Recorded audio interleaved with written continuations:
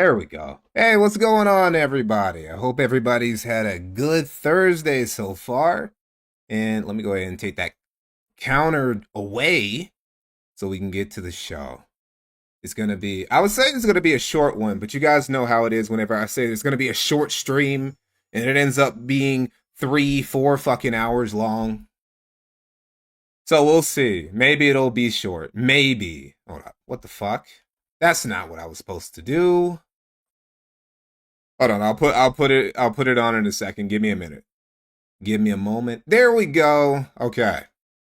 Now, let me go ahead and put this in chat actually. Again, because I always gotta shill it. I always gotta shill where all the VODs go. This is the playlist for all the VODs. This stream will also go here after we're done. I got them all organized. Wait, do I have them all organized? Oh no! What the fuck? I'm actually missing something. I am actually missing something. How do I do that? I forgot to put this in there. Save that playlist to there we go. Okay, now we can go back. Now we can go back. Wait, where is it? I gotta press refresh. And it should be there. Okay, there it is. Okay, so this is where all the VODs go after the stream. Now you know. And we can get started. For real, for real. Okay, so I was doing another stream. I had to... Holy shit, I got this in the wrong thing. First, let me tell you how the video is going. There will be a video coming out this month because, of course, the time of me going a month without giving you guys a video, some content of some sort, and I don't just mean streams, because I still consider my streams to be supplementary compared to the videos. The videos are, they're the bread and butter of what this channel is. It's the reason why I have to hide the VODs. I hide the VODs because I'm low-key ashamed of them, even though I'm happy to be able to chat with you guys directly like this. But there will be a video. The reason why, it's almost like I've been taking a vacation for the past week, because when it comes to me and making a video, when I'm in the process, something has to hit. The fajitas gotta be sizzling, right? They gotta come out sizzling when I put them on the grill or whatever for me to keep producing the video. And it can be like a certain point in me producing the video that I finally give up on something. Like I've had projects where I've done the research, I've gathered the receipts, I'm writing the script, I'm working in the editing software. And then I'm like, no, this just ain't hitting. And then I just abandon it. And that's literally happened like 3 times in the past week and a half. Pretty much as soon as I published the quartering video, right? It took me like a day or 2 to start working on our next video. And then I'm like, nah, this isn't enough. I can't make a video out of this. Then I got to the next video topic and it's like, somebody already covered that and they basically said everything I want to say on that subject. Then I got to the next one and I'm like, well, this is just boring. I could make it funny, but it doesn't seem like it's got enough meat to it. So I just threw it away. So I went in a circle because I'm going to get now I'm working on a documentary that I knew I was going to make, but I thought I was going to make it either later in this month or early in next month. So it's going to be the 1st of not the 1st of January, but at some point, like next 2 weeks, maybe 3 weeks, I'm going to put out this documentary I've been thinking I should have put out in 2025, but too many other things got in the way. So I got a little bit distracted and all that. But rest assured, the content is coming. The video is going to be done soon. Matt's Cone, thanks for the $4.99. Here's a couple bucks for the great content. Found you from Nick Diorio, and your stuff is top tier. Keep it up, man. Hey, thank you, brother. Anyway, now we can get to Jeremy, because I got some quartering shit. I don't just want to turn my streams into the Jeremy Hambly show, because I still got like, I feel maybe 2, maybe even 3 VODs worth of leftover quartering shit we can talk about. Like some shit with him and Sydney Watson and shit like that. Like pre him with creeping on Melanie Mac era is what I want to say. I got maybe 2-3 VODs worth of content about Jeremy from that era. And what we're going to be talking about today, we're going to be talking about the blood sports shit. Oh, you found me from King Sly. Yo, what's up? Big ups to King Sly and anybody else who I fuck with and who you guys also fuck with.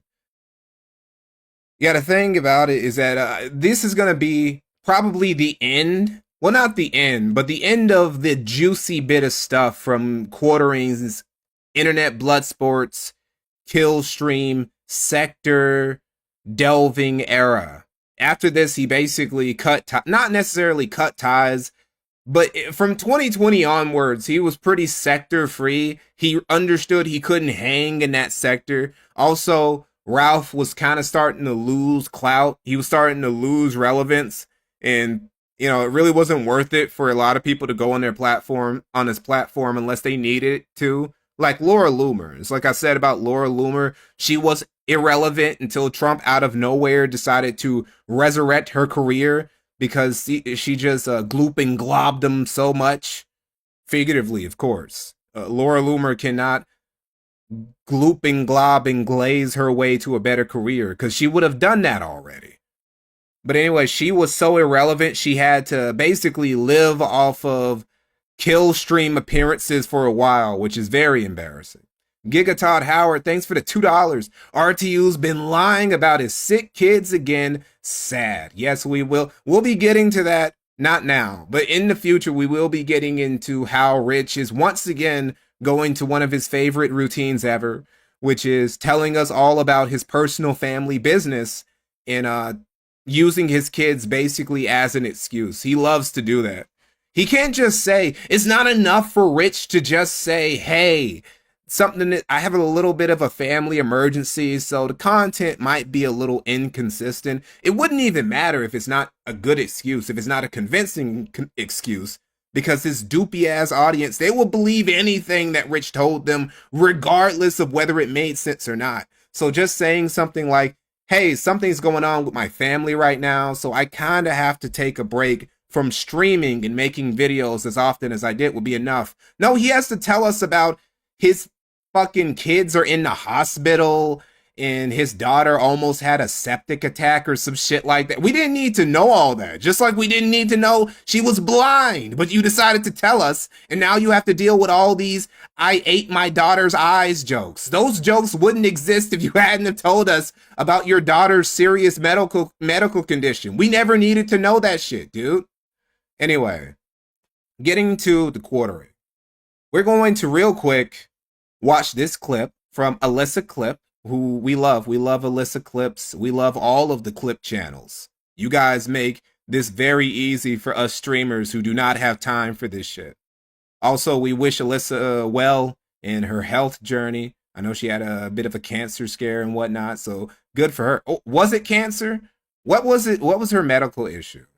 I mean, it's really none of my business. Anyway, she had a bit of a medical issue or whatever, and we wish her well. And we thank her for the clips. Anyway, this little clip is Jeremy seething over me. We were with Jeremy. I'm watching a hit piece on you. The craziest thing is your attire in those old computer repair videos.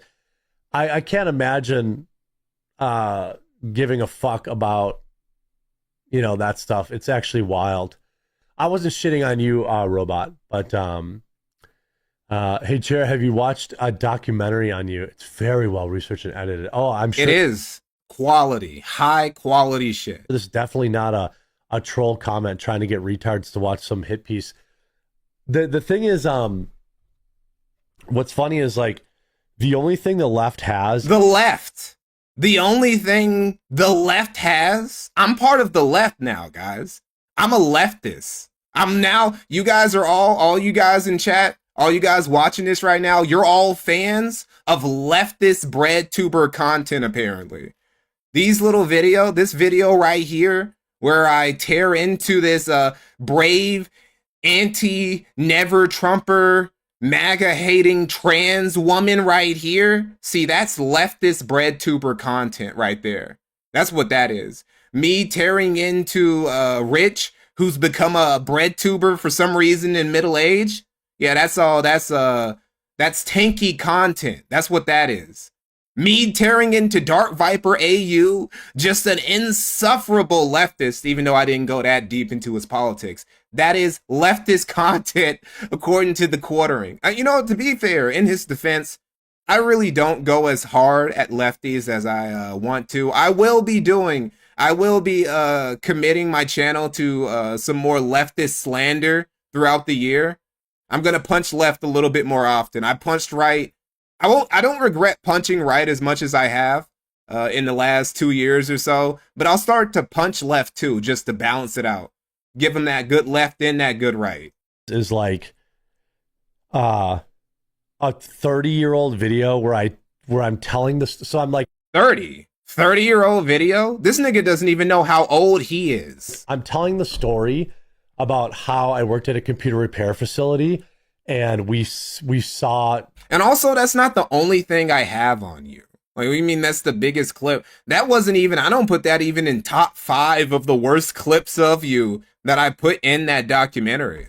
Like, that was really just a funny clip that I used to basically prove you didn't care as much about exposing pedophiles in Magic the Gathering judge committee or whatever as you were trying to paint yourself as. You didn't give that much of a fuck. It was just you settling a grudge you had against Wizards of the Coast, which, again, good on Jeremy. He managed to find the one pedophile, and that is righteous. That is one of the undeniable, rare platinum edition Jeremy Hambly W's, exposing that one pedophile. But, you know, you didn't give that much of a fuck, dude. Let's be honest. Like child predation videos or pictures on a computer, and we called the cops.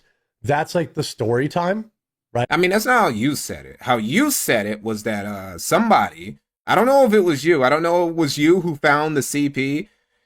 Also, you didn't make it very clear that it was you who called the cops, right? I don't doubt that somebody, you or somebody who worked with you, did call the cops, but you didn't make that very clear. The way you made it sound like you were trying to explain to future pedophiles who were planning on submitting their PCs and whatnot, you were trying to help them out so they don't end up getting caught like that one dude did. Right? So that's the whole. Gigatod Howard, thanks for another $2. Warski troons out and attacks the quartering? Maybe. It seems like Warski, PPP, we're all actually closet leftists. Everybody who attacks the quartering is actually a crypto leftist in some way. Garfield's Bizarre Adventure, thanks for the $5. Whichever direction to punch, you expose grifters and scammers, whether it's review tech or quartering. Regardless of their politics, they are lolcows. And that's really my one rule, is that I just go after people I feel deserve it. I like to go at grifters. I like to go at scammers. I like to go at lolcows, regardless of political affiliation. And for some reason, you weren't allowed to do that. For some reason, this is why I wouldn't call myself a chud. I would say chud adjacent, which I feel is the perfect place to be, because it's at that level where you get to be edgy and you get to say, you know, slurs and whatnot, but you aren't blinded. You don't get clouded. Your ideology doesn't cloud my judgment or any shit like that. I don't get caught up in cults. I don't give righties a pass just because they say something I thought was base. If you're on some bullshit, you're on some bullshit with me, and I'm not gonna let you get away with it. I don't care if you're the quartering, you're fucking Nick Fuentes, you're Ethan Van Sciver. I have no solidarity with dudes who are sort of libertarian or conservative. None of these dudes are libertarian, but dudes who are closer to my side of the political paradigm, but you're still on bullshit, you're still ops to me, basically. Story. I'm talking about, hey, we found these type of videos and we called the police. So, hey, by the way, when you take your computer in for repair, you know, just know, hey, don't be a moron. Like, essentially, I was not trying to tell child predators to clean their computers for getting repaired. It was like, hey, people, look at this. Okay, you didn't frame it that way, though. You framed it in a what you said it in literally the worst way that you could have possibly said it, Jeremy. There is no way you could have said that worse. How you're explaining it right now, see, that doesn't sound so bad. How you said it in that one video, that was very problematic, brother. And that's the reason why you had to shut it down, why you had to get rid of every single piece of evidence that you were ever affiliated with Be Your Own IT. He got rid of it after that clip started going semi-viral in left-leaning, anti-quartering circles, right? he had to get rid of it after that because it was like, oh shit, did I say some other stupid shit that didn't age well? So he nuked it. He nuked all evidence he was ever part of Be Your Own IT just to be safe. Stuff. Which was a smart move. That was one of the few smart moves Jeremy has ever made. Well, no, that was one of the genuinely smarter moves that Jeremy has made, getting rid of all of his Be Your Own IT shit. Because, bro, if I could have found the video for that video where he said it was titled "A Sad, Pathetic Cry from Me," brother, if that video exists, if anybody still managed to get some sort of archive of that video, that sad, pathetic cry from me from Be Your Own IT, if you have that, please, I will pay you money so I can react to that on stream, because he was smart to get rid of all that shit is what I'm saying. Totally normal. Chaos Inc., thanks for the $2. Everyone I don't like is literally a leftist. Exactly. Thing. But the left uses this clip and says, he's telling pedophiles how to get away with being pedophiles. And like literally, that's how you framed it. I'm sorry. That's how you framed it. Nobody that's actually watched the clip gets that from it. It's just literally everybody who watched the clip, even the people who are generous to you, even the people who are like, well, that's not what he meant to say. But even they're like, he could have phrased that a better way. Jeremy could have phrased that better than he did. Even the people who try and give you the benefit of the doubt when they see that clip are like, yeah, he kind of messed up with the delivery on that one. Completely made up. Authorized Jay, thanks for the $5. If it ain't that bad, Jeremy should just straight up show the clip, right? Also, big ups for going at both sides and not trying to play favorites. Thank you, brother.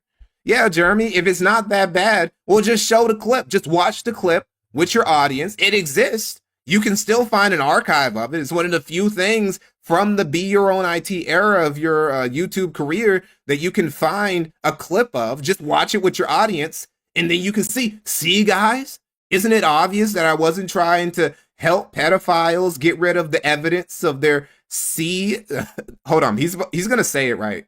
He's not gonna say CSAM. He's gonna say the Freudian slip version of that. So that's the best they got on me. And, you know, that's pretty good. I've been online for 20 years, and that's the best you got, is me telling a story. Now it's 20. Story time. Before he said it was 30. Before he said this clip from 30 years ago, now it's 20. We jumped 10 years into the future. He's been on YouTube 10 years shorter than what he originally said. I've been online for 20 years, and this clip is less than 2 minutes, by the way. Less than 2 minutes, and he went from 30 years to 20 just like that. The best you got is me telling a story time about how, hey, you know, people who are repairing a computer can see those, that you download a bunch of porn. Like, that's not really the own people think it is. Oh, I must have skipped it. I skipped it. Damn. Hold on, let me look it up in the transcript. I wanna hear that with you guys. I wanna play that back to you guys. That one, hold up. Here it is, right here. I went over it too fast. Okay, now we're gonna listen to it together. A 30-year-old video where I'm telling this. So I'm telling the story about how I worked at a computer repair facility, and we saw like C-scam. We saw C-scam, not C-sam. C-scam. See, this is the second time he's done this. He did this before. We went over this when we went, I think it was in the second, maybe it was the second quartering stuff stream we did. We were watching the Publica video, and in there, he said C-scam, and he said it twice. And I thought, okay, well, maybe that's just an accident. Maybe he doesn't. Now it's years later. That Publica video was like 2024. We're like almost 2 years into the future. He's still calling it C-scam. What does the extra C stand for, Jeremy? I swear it's a Freudian slip on his part. He just has scam. He just has grifting on his mind so much that when he's supposed to say C-sam, he says C-scam, right? Like the pedophiles are, it's almost like they're scamming the little kids. Essentially, maybe that's what he thinks that it is. Maybe that's why he doesn't think that one clip is so bad. Because he's like, well, I mean, come on, they're just scamming the little kids. That's not a good thing, but it's not like they're trying to, they're trying to fuck them or anything. Maybe that's why he doesn't think it's so bad. Maybe that's what he really thinks that CSAM is, that it's just a scam. It's just a way to grift little kids. Anyway, thanks again, Alyssa Clips. I just wanted to watch that real quick before I take you guys back to the past. Back to the past. Recycled Fanta Navy, thanks for the $2. I discovered you yesterday. I've been watching you all day. Oh, awesome. Welcome to the channel. And I was to say, my name is... So this clip right here, this is some old shit, all the way back in 2018. Late 2018, all the way back in October. Back when Ralph was popping. Ralph was pop-a-locking. He was still riding high off of internet blood sports, and somewhat from his Gamergate fame, he was considered not necessarily a valuable member of society, but he had clout. He had motion back in the day, Ralph did. He had Destiny on, had Keemstar on, he had Augie RFC, was originally a Killstream fanboy. Never let Augie forget that he was a dedicated fan of Ethan Ralph in the Killstream. Never forget that. He was low-key an orbiter. He wasn't a gut guard, right? Like, he was never that bad. And, again, he also has the excuse of being a fucking punk-ass little kid, teenage Zoomer, when he was hanging around Ralph and hanging around the Killstream and all that shit. Gator and Flamenco and Rand and all of them, they don't get that excuse. But this is back when Ralph actually had something going. And this is a stream from back in 2018 where Medicare and Keemstar will go at quartering again. No, this was before. Was this before?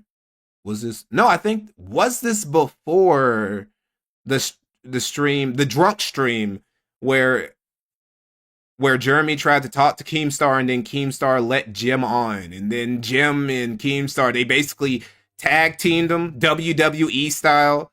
Just Keemstar took some licks off that ass, and then Jim came in, fucking steel chair, right? And they did him dirty like that. Was this before? Anyway, it was around the same time. And he does just as badly here as he did back then. He's talking about sponsorships. And as we all know, that he's one of the worst shills, right? Like, he's a terrible fucking shill quartering. Not just for his own products, too. Anybody who will give him money, he will swear up and down, fight to the death to shill your product as long as you pay him enough cash to do it. And I was to say, my name is... Hold on, let me bump the speed up a little bit. Just a little bit. Giga Todd Howard, thanks for the $2 again. The illustrious Killstream Bish. It was illustrious back in the day. At his peak, he was popping, I'm not gonna lie. Something Random, thanks for the $2. Congrats on banging on X, the Everything app. Yeah, I've been getting a suspiciously high amount of bangers on X recently. I don't know what that's about. I gotten like 3 in the first week. Strange, the algorithm is fucking with me. Both Elon and Neil Mahan's algorithm, they fuck with me this year. 2026 is going to be hot for us, guys. My name is Thomas. I'm an alcoholic. I've been sober for negative Thomas, 2 hours. Thomas, we've had enough. Cording, you're on the air on the kill stream. Did you kick him? Yeah, I did. Cording, can you hear us?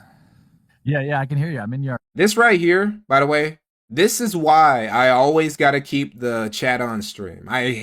There are some early VODs that we did where the chat wasn't saved. Well, no, I think it was the first one. It was the first, or it may be also the second stream that we did. I forgot, or at least I just didn't know how to put the chat on screen yet. And the chat, I also didn't have the chat saved. So that means that nobody can see what the chat was saying. And I don't like that. I don't like that at all. I want you guys to be archived with me. I hopped in your Discord and I see automatically in the NSFW chat, and what appears to be Shoe on heads. Jeremy would low-key take a sponsorship from Nambla if they paid him enough. Yes, he would. I have literally no doubt about that. The authorized J. Thanks for the $5. Breasts. I don't know anything about that. You can take that in lieu of the $500. I don't know. I don't know anything No. about that. I've already seen this image. No, it's got to be 500. Period.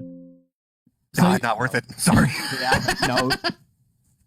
Jeremy is such a fucking simp. So you're here now. What's up? You know, it's been I came in here looking for support. You know, it was not a great day for my home. Is that Ian Miles Chung? I didn't even realize. Is Ian Miles Chung in this shit too? It's crazy the type of alliances and friendships that were going on just a couple years ago, dude. Sports ball team. It's a sad day. I'm not gonna lie. I watch your videos in 1.5 speed on a live stream. I can't do that. Can you speed it up? Who was that? I That guess is- no. That's allegedly Monday, Keemstar. Matt. That's Yes. Monday, Yeah. You know that the Quartering and Review Tech USA have basically the same win-loss ratio against Keemstar. They're both like 3 or 4-0 against Keemstar. Or I guess it would be 0 and 4 and 5-0 against Keemstar. Matt, I've seen your videos. I mean, they're kind of boring, but I appreciate the hard. Keemstar, what it is that Keemstar just gets like 20 points when it comes to charisma and wittiness whenever he's facing a lol cow. Even if people don't realize that they're a lol, that's an easy way you can tell somebody is going to become a lol cow. Whenever Keemstar is dunking on him and he's doing it easy, anybody who Keemstar is just, he's fucking up, even back in the day, will eventually become a lol cow in the future. Ricky put it. Keemstar has very powerful lol cow radar. You gonna take that shit, Matt? Fuck you. Now I know you're not Matt. I've been working all day getting rocks. Boulders, not just rocks. No, they were little ones today. One for a hard time. So you did have some things to say about Keemstar. It took a while. It took a long time for Mundane Matt to eventually redeem himself and not being the de facto punching bag in the sector, right? It took a long time for that to happen. He was basically, well, I don't want to say, I was about to say he's like Jesus, but Jesus actually was lambasted. Well, not lambasted. Jesus was actually put on a cross for a very righteous reason. Mundane Matt was just put on the cross for like, it was like when the Romans would just crucify anybody. The Romans really crucified like a gajillion niggas. It was just the one guy, Jesus, who ended up getting put on the cross for like a righteous reason. All the other dudes, they just got mocked and had shit thrown at them and just rotted in the sun. What is your problem with Keemstar exactly? Got him. Thank you for the $20. Sup, Mikey? Your YouTube algorithm recommended your channel to me a couple weeks ago. Saw your Nick Fuentes documentary. Can't wait for the sequel. Oh, it's coming. That vid also showed me that Keem is an omnipotent presence in internet drama. Yes, that's actually another example of the Keemstar lolcow radar theory. Is that he was dunking on Nick Fuentes that one time when he got into a debate with Jim. He was just shitting on Nick, saying, hey, bro, you're such a pussy. You can't even handle shit. And look what happened. See, I'm telling you, bro. Who, me? Yeah, I'm asking you. I mean, I honestly I don't get just it. turned it Maybe I'm I just just not turned this YouTube scholar or whatever, but Keemstar's never been anything but cool to me. I really don't understand why people have beef with him. I mean, he's pretty out front with everything he does. I don't really get it. I'm not sure who anyone. I mean, like the beef was kind of from like 2 years ago, right? When people are shitting on him. Is there still a contingent of? I mean, just why? I mean, you seemed like disgusted with him. I don't know why. That's why I'm asking you. I've seen a video of yours where you were defending Philly D and criticizing Keemstar. Oh, it's another thing that I hate about Jeremy is how passive aggressive he is. Whenever he gets put on the spot, whenever somebody brings shit like this up to him, he can never just be straight up and be like, yeah, I was calling you out. Yeah, I was putting your name in my mouth. Yeah, you know what? I don't fuck with you, Keen. I just don't like you, buddy. He can never do that. He can never just come out and say that he wants to smoke. He's got to be all fucking coy with it and play this sort of game like a woman. This is how like a woman who you're in a relationship with and who's mad at you would like get at you in a relationship, you know, unless she's like black or Latina. Black and Latinas don't really play the passive aggressive game that much, but you get what I'm saying, right? But yeah, you were kind of. And this is why, again, this is why he's weak to Keemstar, because Keemstar is not that type of person. Keemstar does not play the passive aggressive game. He will get a lot of times irrationally angry at people and will just get in their face about it and will just start feuds with people, even over petty drama. Kind of over the top on your fucking Twitter video. Where you're like, man, it's for the kids. That part. No, I'm talking about your video. Like you were Yeah. saying all kinds of shit that you shouldn't believe anything Keemstar says and blah blah. What were you on That's about? what I said, Keem. Come on, Keem. What were you on about? said- What was your point? What was your point? My point was that you're pushing Cope laugh. He does the Cope laugh a lot. G Fuel and bitching about Philly D and his Well, what's wrong with G depressed Fuel? kids. What's thing. wrong with G Fuel? They're both a scam. G Fuel's not a scam. I mean, I drink it to play video games and it helps. Come on, Kim. Come on. I drink it to play video games and it helps. Like, how much more is it helping than coffee or Red Bull or I don't know, fucking soda? And I've been drinking it for Well- like 5-6 years. Mountain Dew. And I appreciate that, but there's really no nutritional value. There's no science behind. Well, I'm G not Fuel. telling It's a kids, powdered energy drink. guys, you don't need the carrots, you don't need the celery, get some fucking G Fuel. I'm telling No, you aren't. If you You want an aren't. energy drink, you want to boost, if you want to focus during gaming or whatever, get some G Fuel. He got put on the spot. See, this is why. See, Keemstar, I'm sorry to glaze Keemstar so much in this stream, but it's like, I don't know, it's like how I was glazing other people who were beefing.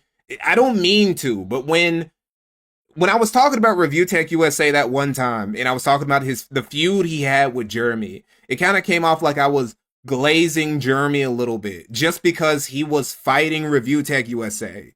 Because when two lolcows are at war with each other, when they're locking horns and shit, the greater lolcow there's so much, because they're so shit, they make the other lolcow they're locking horns with seem like less shitty, and they end up looking better as a result. And that's basically Jeremy with anybody he's ever fought with who wasn't named like Review Tech USA, basically. Or maybe Coach Red Pill. Coach Red Pill is maybe the only dude from the Bloodsports era who arguably quartering won against, right? Because he was a bigger lolcow than Jeremy was. But it's like, I don't know. As far as I know, I don't know if Keemstar has a degree in marketing, but he's so much of a better salesman than Jeremy is. Jeremy is putting him on the spot about him trying to sell G Fuel, and Keemstar immediately goes into salesman mode, and he's like, well, yeah, you know, I'm not trying to sell G Fuel to kids. I'm just saying that it's this amazing product that can really elevate your gaming skills, take you to the next level. You know, I've been drinking it for 4 or 5 years, and it's never let me down. It's the reason why I finally was able to break out of platinum. You know, it's the reason why I was able to take my gaming skills to the next level. That's all I'm saying. Jeremy would never be able to do some shit like that. Because it does help. It does work. So The most creative form of marketing that Jeremy ever did was that one time he gave Tim Pool like $400 or $500 so he could chill his coffee while he was being swatted. That was the most creative marketing scheme that Quartering ever came up with his masters in internet marketing. what's the scam? Well, to be fair, I've never seen you actually shill it. I just see it sitting on your set. But G Fuel and some phony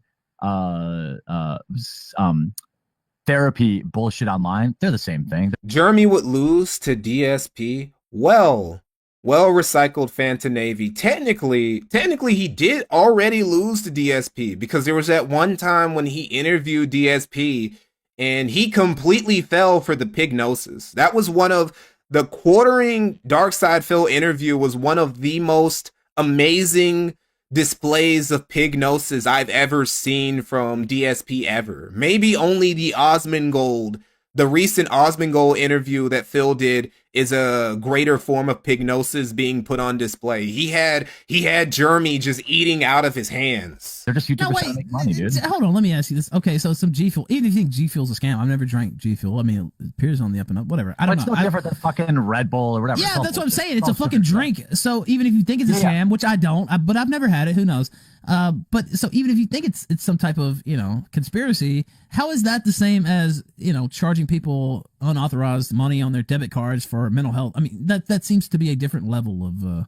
Yeah, I gotta agree with Ralph. I mean, the last time I checked, I don't drink G Fuel, but the last time I checked, going to buy it doesn't require me to sign a fucking waiver to give away my personal information for marketers and shit. Exactly. What was this? Hold on. It wasn't. I always get the other, because there were two scam apps that were being shilled by two different groups of people. One was Candid, and the other one was shit. What was it called? Let me look it up. I actually know exactly how I can look this shit up too. Let me see. I can go to my own channel again.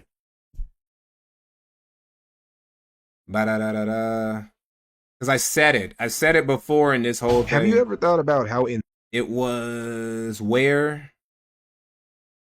No, not there. That's too far. We will be getting to this, by the way. The Quartering Saga. I will have a stream dedicated to retelling the Quartering Saga. Now that I've done documentaries on both of these dudes. And wait, what? Oh. Therapy. BetterHelp. Thank you, guys. Okay, now I don't have to look it up. But we will be doing a future stream where I go over the war, the little feud between the Quartering and Review Tech USA now that I've done documentaries on both of them. We will be doing that. So yeah, there were two scam apps, basically. You had BetterHelp and you had Candid, and they were both being shilled, and they were both just scams that were trying to steal people's data and sell them for money and basically offered no service whatsoever. So what they're trying to say, what everybody else, what Keem and what Medicare are going to get to here is, how are you going to shill for Candid or defend the people who are, but then say that trying to sell G Fuel is a scam? No, that's a fact. But I'm saying, like, the service itself, based on the reviews, is subpar. But it's still a YouTuber just trying to make money. I mean, let's be honest. I mean, the idea that we're going to be so pearl clutchy that, oh, Philly D totally masterminded this. No, we all know what happened. Okay. Listen, okay. Philly D is Philip DeFranco, by the way. So you mean to tell me, all right, let's say Jake Paul gets exposed for selling black tar heroin to kids. Not a problem with you, because it's the same thing. It's just YouTubers trying to make money. Yes. What? Kind of point that. What? Same thing. It's just exposed for selling black tar heroin. Tell me, all right, let's say Jake Paul gets exposed for selling black tar heroin to kids. Not a problem with you, because it's the same thing. It's just YouTubers trying to make money. Yes. What the fuck? Like, how can anybody take anything you say serious about this issue after you say something like that? It's like, yes, there's really no difference. It's not that big of a deal. Like, bro, come on. What kind of point is that? That's a fucking logical point, dude. Do you think What?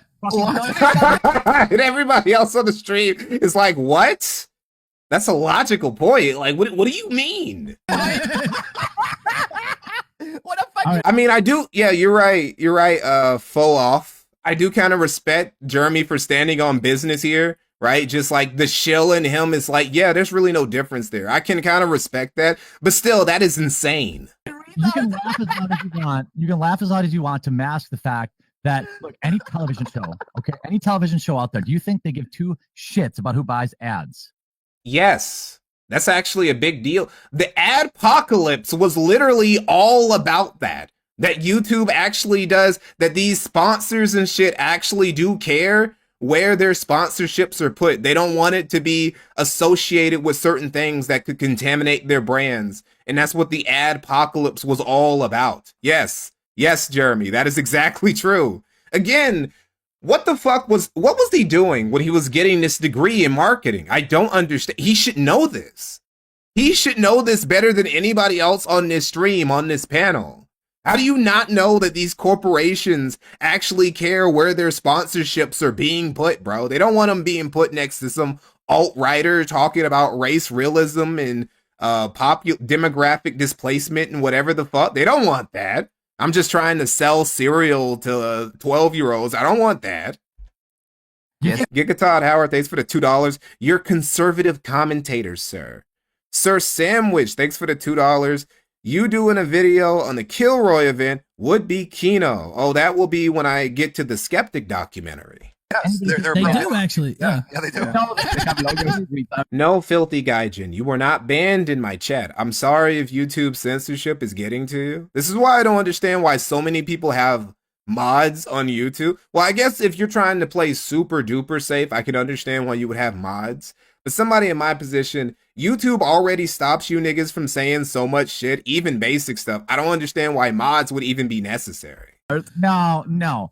If you turn on late night television, there's this fucking commercial, and everyone's seen it. Is this guy who's like, I was addicted to heroin, but now I'm not addicted to heroin. I mean, that's different, dude. You just said late night television, middle of the night, like 1 a.m. That's when no children are awake. Only adults, probably adults with some sort of substance abuse issue, are staying up late at night. You know, like you. Buy into the healing network. Nobody gives a fuck about whatever ads are on TV. It's just because a YouTuber. Okay, so yes, you can say retard in chat. Listen, it's different from. Okay, first off, I'll disagree. They do actually care about who runs ads. Second off, it's different from an ad running on a program.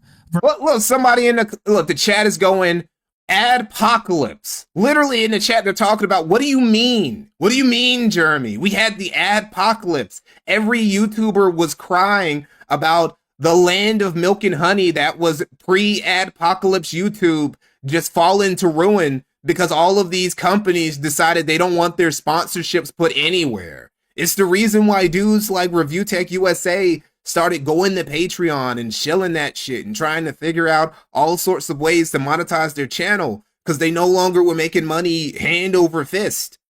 Versus the host of the program. 420 Funny 6, thank you for the $5. Just got Jeremy to read a free chat I sent calling him out using the F word and streaming with a Christian woman.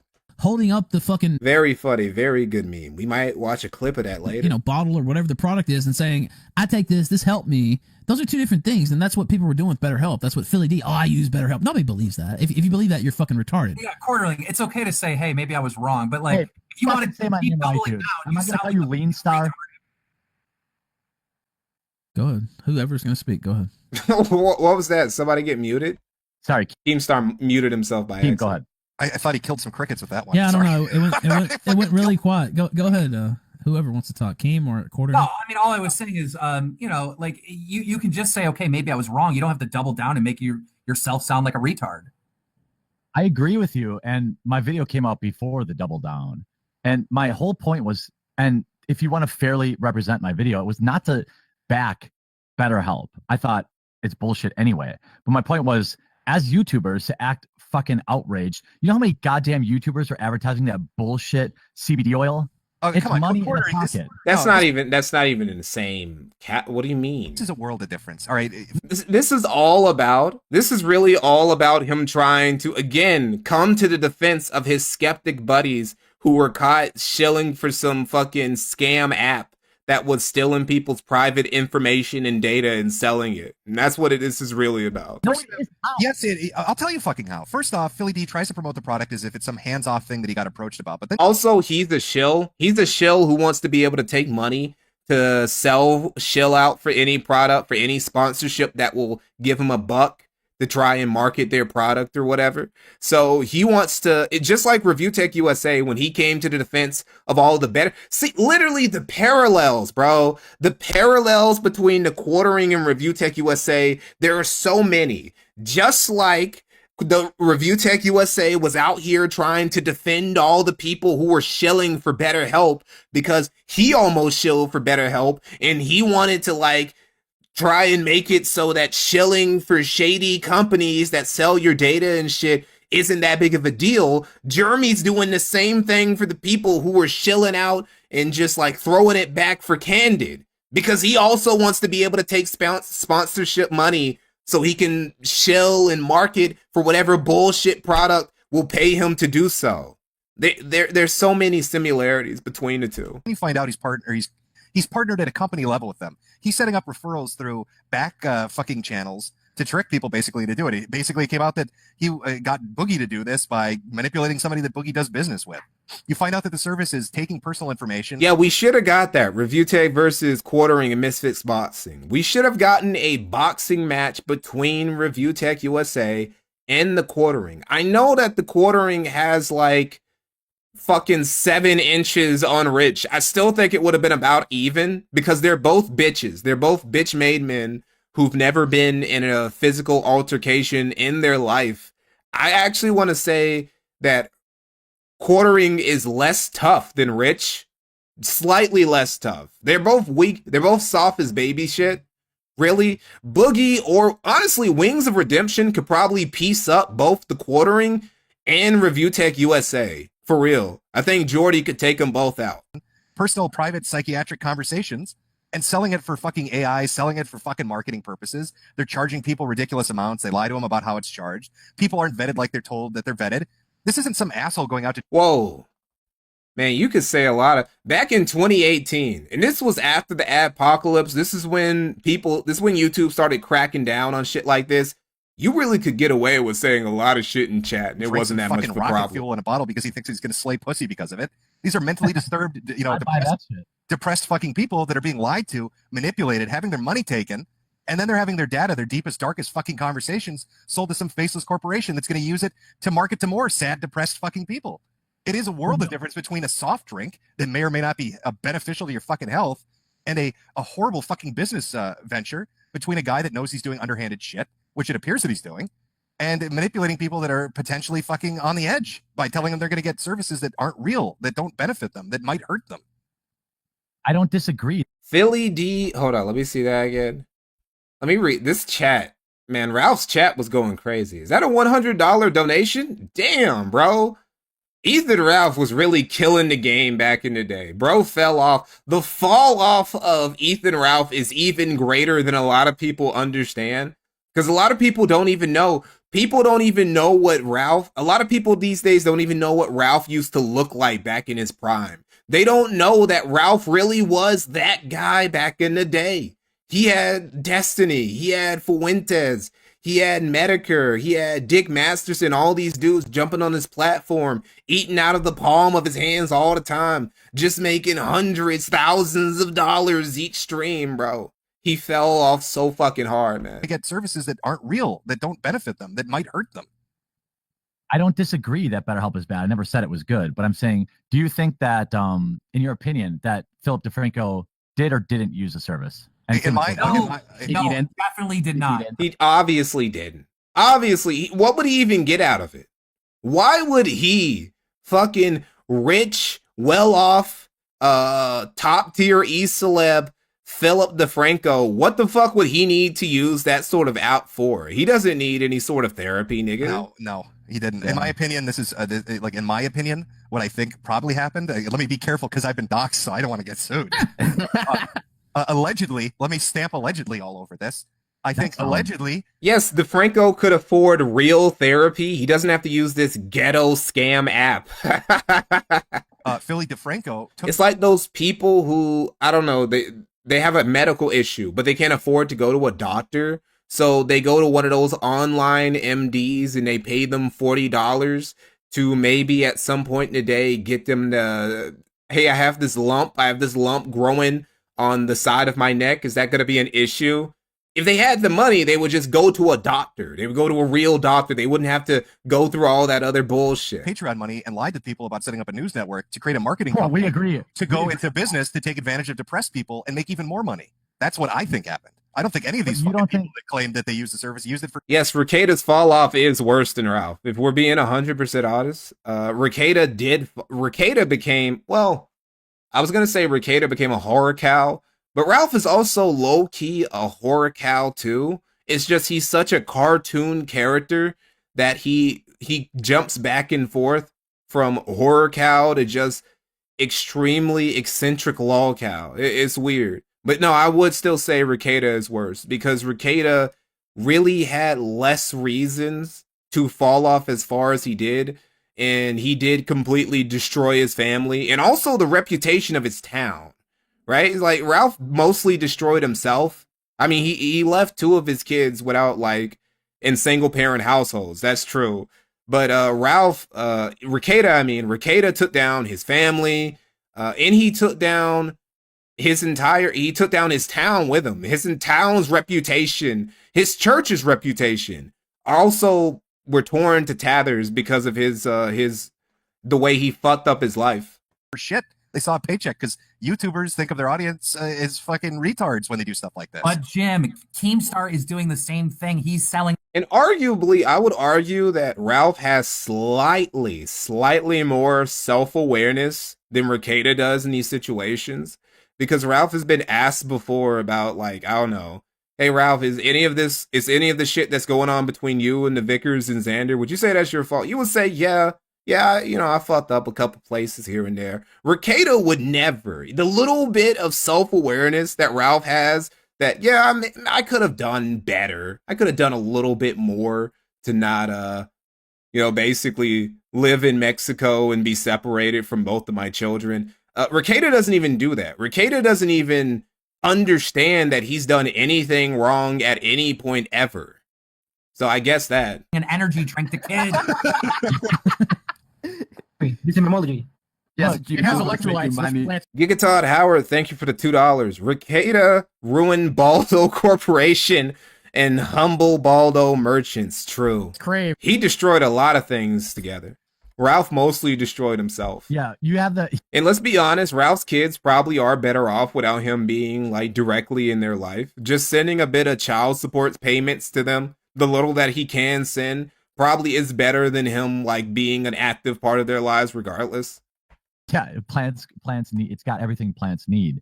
But I mean, I'm saying he took the. Granted, in Xander's case, he's kind of fucked regardless, because even though Ralph isn't an active part of his life, Faith Vickers and Matthew Vickers are. So I don't know. Xander got born in like super tough veteran server, essentially. So you believe also that Boogie lied and said he used it? No, I believe what I told Boogie when I Boogie 100% lied. Boogie 100% lied about that bullshit. actually talked to him, and I told him straight out to his face. All of the BetterHelp and Candid people lied. And it was proven. It was essentially proven that everybody who shilled for this shit was a liar who was just doing it for money. Fucking face. You have been manipulated. And if you're telling me that you're innocent and you don't really know this shit is going on, then somebody you do business with has taken advantage of you. Now, he swore that his manager loves him and that he would never get taken advantage of by an agent. And then it comes out that, oh, that's exactly what happened.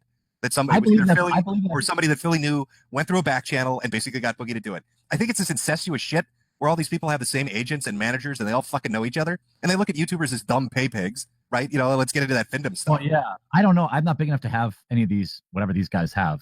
I agree that I think. You know what's funny is that he's actually, well, I wouldn't say he's the biggest he's ever been. He has the big subscriber count, but similar to Review Tech USA before he deleted his channel, his views have been falling off, his metrics have been falling off. But even at the biggest of Quartering's career, he didn't have that many sponsorships, really. He wishes he did. He really would have shilled hard for. He did try it and was like, whatever. But also, fundamentally, there's really nothing wrong other than you could say greed with Philly setting up an affiliate network for this service. Okay. Sheckelmeister. Now I know why I hate the skeptics. They can see the truth, but choose not to, and just lie and manipulate to maintain the status quo, because they fear the truth will shatter their little world. They are just doing what the Jews bidding. Somebody pitched me a CBD oil. That was he was kind of spitting there, and then he had to throw in the Jews for some reason. I don't even know how many Jewish skeptics were there. I can't really think of like any prominent ones. There were some, but it was mostly just. I can think of more Indian and black skeptics than I can think of Jewish ones. Thing last year, thankfully I didn't do that because I ended up getting everyone fucking strikes. But it was through another YouTube. Why do they got to keep doing this? Incestuous, and he puts them in the fucking Jewish parentheses. Greed, Jewish parentheses. Like, Jews aren't the only ones who do these things, guys. Come on now. YouTuber who connected me with the people, and they were cool to pay. I think it was like $2,000 do this commercial, and like I just feel like, man, I can't really begrudge a YouTuber Wait, hold on, for let me another go back. YouTuber who thankfully I didn't service, other than you could say greed, then with Philly setting up an affiliate network for this service. When somebody pitched me a CBD oil thing last year, thankfully I didn't do the ad because they ended up getting everyone fucking strikes. But it was through another YouTuber who connected me with the people, and they were cool to pay. I think it was like $2,000 to do this commercial. And like I just feel like, man, I can't really begrudge a YouTuber in this world, especially in our space where it's really hard to even get. I do. I can absolutely begrudge them. I think Garfield's Bizarre Adventure, thank you for the $5. I know Dick Masterson's new project too was a disaster. Any plans for including that in the Simpspiracy? Of course. Like I kind of have to. I kind of have to include the new project too and all that shit stuff. All that stuff in the Dick Masterson Simpspiracy video I plan on doing this year. I kind of have to because new project 2 was kind of the origin for it. Well, not the origin, but it was, in a way, it was the reason why everybody else was, what's the word? Not gut guarding, not Baldo guarding, dick guarding, I guess. Everybody was dick guarding for Dick Masterson was because new project 2, and they're like, oh, there's finally going to be a payment processor that can't just cuck us because we're being a little bit too chuddy. So that was the origin point about the reason the whole thing happened. Now it kind of spiraled out of control from there with the Simpspiracy shit and all that. But you know, if you want to sell fucking soft drinks, if you want to sell dildos and DVDs, I don't give dick washing, dick defending, a shit. But if dick sweeping, if you're going to go along with the service that's basically trying to act like the last hope for fucking suicidal, depressed people, and it's bullshit just to get their data, that's a different level that we're talking about here. There's a separation between hawking fucking soft drinks and potentially taking advantage of depressed and maybe even suicidal people. Another point which I'd like to make up. I've been a what Jim just described there is basically the difference between just being a shameless salesman, you know, and being an actual grifter. Because what's the definition of a grifter? A con man, somebody who uses deceit to swindle others. What he's talking about with BetterHelp, and also is true too with Candid, is that these things, they were marketed to people under false pretenses, and ultimately they were trying to steal from the same people who they were supposed to be helping, basically bamboozling them. And the people who were shilling for this app, whether they were aware of this or unaware of this, were still helping do this, and there should be some accountability for that. But again, Jeremy doesn't give a fuck. Jeremy is a grifter. He just cares about money. And that's why him saying this shit about, hey, chilling for G Fuel, you're trying to market that for kids. That's not, Jeremy doesn't give a fuck. If G Fuel offered him thousands of dollars to shill and read some fucking ad for every other video or stream or something, he'd do it 100%. 10 years, and it doesn't matter if you're the bad guy, if you're edgy, if you do comedy, it doesn't matter what type of entertainment you put out there. There are fans that'll hit up every YouTuber and thank them, say, hey, I've been going through a hard time. I've been depressed. I've been doing this, you know, something bad happened in my life. And because of your content, I got through it. Because there's a huge number of people that are going through shit that escape real world problems by watching online entertainment. And there's someone in the chat right now at this kill stream that are watching this to escape some bullshit in their real life. So to know that and to be a YouTuber like Philly D for 10. Hold on, let me see. I like to read Ralph's super chats. They're watching this to escape some bullshit in their. Please stop calling Philip DeFranco Philly D. It's sick. Real life. So to know that. Quartering. Quartering is a Jew now, and to be a YouTuber like Philly D for 10 plus fucking years and know that, and then try to fucking go after target those people to get money and make a profit from, in my opinion, is just disgusting. That's fair, but also Quartering isn't a Jew, by the way. Quartering is 100%. He is 100% Midwestern white. Maybe a little bit of Germanic, maybe even some Norwegian or something. That's where a lot of Swedes and Germans went to the Midwest and whatnot.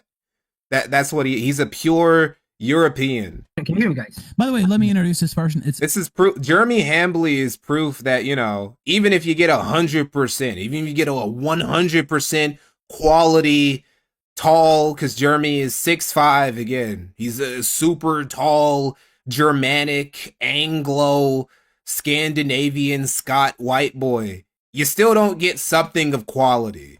Memeology 101. It's a little bit more complicated than, ethnicity. Who has been all over the media, the news. Humble Hunking Enthusiast, thank you for the $5. I miss peak kill stream. Shame Ralph blew it up. Well, you didn't so much blow up the kill stream as he did blow up himself, and then the kill stream blew up as a byproduct of that. PewDiePie, Yeah, let him go for it. He absolutely fucking blew the lid off the BetterHelp story, and I just Wait, hold on. What happened? Really, the state of the kill stream is just the state of the kill stream is completely correlated with the state of Ethan Ralph's life, essentially. I'm sorry, can you hear me, guys? By the way, let me introduce this person. It's Memeology 101, who has been all over the media, the news, PewDiePie, Yeah, let him everywhere. go for it. He absolutely fucking blew the lid off the BetterHelp story, and I just want to give him a thank you. And I mean, I'd like to think we kind of helped him blow it up, but he was the one who was right there at the cutting edge, and he's the one who started this whole fire. So Ralph humble brag. no, I mean we did kind of help him, but dude, he was already started. Like he had what? Yeah, I don't know, a 6 or 7 part series even before we even started on this. This guy is a beast. So yeah, go ahead, Memeology. Can you listen to me very well? I can hear you. Yeah. Okay. Ralph has always had that Latino connection. I'm just now realizing that. Ralph has really had, I don't know, he's always been, I guess it's because Ralph is spiritually a third world individual himself, despite being, again, he's one of those pure Anglo WASP, 100% Anglo Scots Ulster from the American South made American. And he's just a spiritually third world individual. His first wife was Indian. He's been tight with Dame Pesos. He's been tight with Memeology. He's been tight with Nick Fuentes. He just loves himself some Latinx. Good. So yeah, I want to talk to the court right now. Pronounce your name correctly. You're good. Yeah, okay. I need you to He's every Latin American's favorite gringo. He can do it, but He was always bound to end up in Mexico or Colombia or some of those countries somehow. Keem can't. I'm telling you, Ralph's future wife, she's in Puerto Rico somewhere. She's in the Dominican Republic somewhere. He might end up fucking viceroy of Venezuela. Get himself a Venezuelan oil bunny or something like that. Okay, so I need you to back up your claims. You were speaking about not holding YouTubers to standards, but let me ask you this: why do big? Didn't Dame Pesos troon out? Did he? Did he become trans? I'm sorry, because somebody hold on, I'll look that up in the background. There's no way that's YouTubers true. or any YouTuber whatsoever can benefit. Internet personality, have all these partners, sponsorships, the accountability. Then, when it comes to I get your point. And so to be clear, you can put me in the position of defending Philly D if you want, not you, Memeology, but I mean, I'm really not. I would not have promoted this service myself. In fact, I made a video criticizing it. But my whole approach to it is simply from a business standpoint, where we're YouTubers. It's hard to make a living. It's hard. I mean, most people in the commentary space kind of rely on super Not hard if you're entertaining.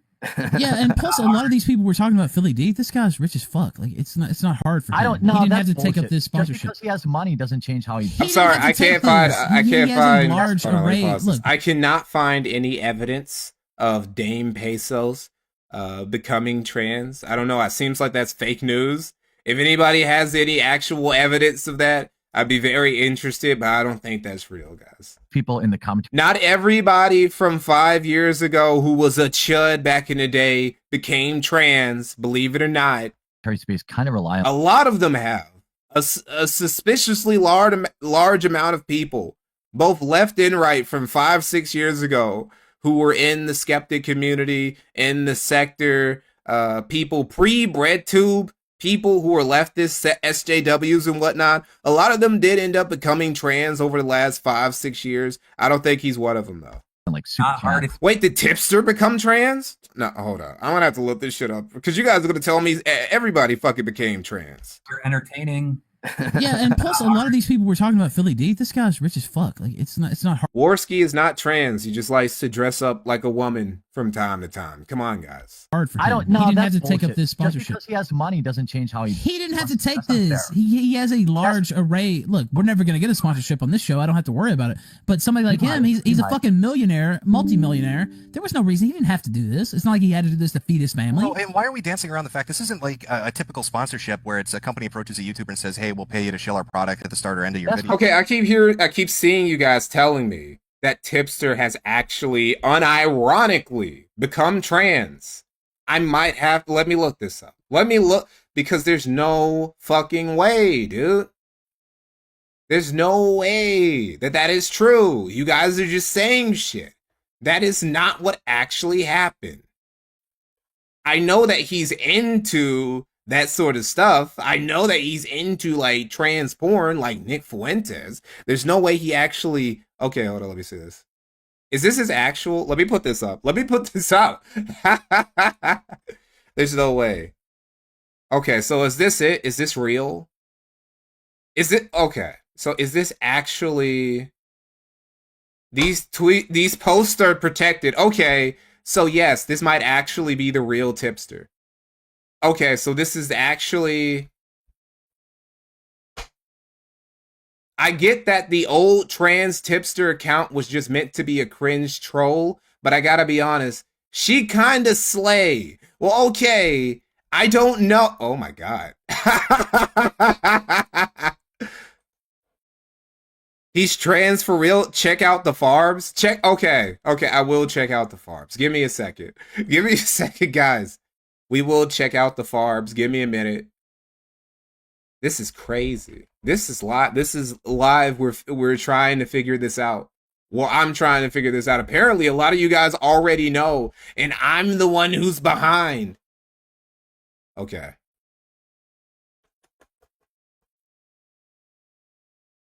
Okay, it'll be easy. It'll be easy to figure this out. Yo, It'll be,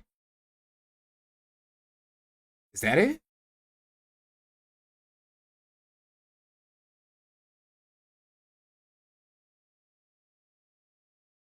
Okay, I think I found it. I think I found it. There ain't no way. Garfield's Bizarre Adventure, Tipster video incoming. If this is as funny as I think it's going to be, it probably is. There probably will be a Tipster video. There probably will be. Hold on. Oh shit, is this it? Hold on, let me see. Let me put this on. Let me put this on screen. Okay. All right, so we're on his Kiwi Farms thread. All right, we can look at the Mad at the Internet clips, but I want to see if I gotta actually be careful. Hold on, let me turn this, because you got to be careful about sometimes the shit you show on Kiwi Farms. They might actually. Oh, okay. All right. Non-binary. Okay, yes. Yes, he has officially called himself trans. Is this it? Wait, nigga, this is not trans. Oh, he's a Dave Moscato. He's Dave Moscato maxing, bro. There's no way, dude. Even Keffels tried better than this. Keffels tried harder than this, dude. All right, let's see what Noel has to say about it. Tipster was saying that what a tomboy Keffels was. And yet here, no, this is back in the profile, day. What is he describing himself as? Basically, an athletic, 5 foot tall white girl, and he says the Keffels is a tomboy. So I think he's got that kind of that phenotype that he's into, that kind of style. I don't mean Keffels is not fucking anything. Keffels is a man in a dress on a good day. But it seems that might be what he wants to become, the tomboy. He wants to go from fat roly-poly Mexican to 5 foot tall athletic white girl. That's his fantasy. Okay. All right. We got to give it. All right. We got to we got to give it to Josh Moon.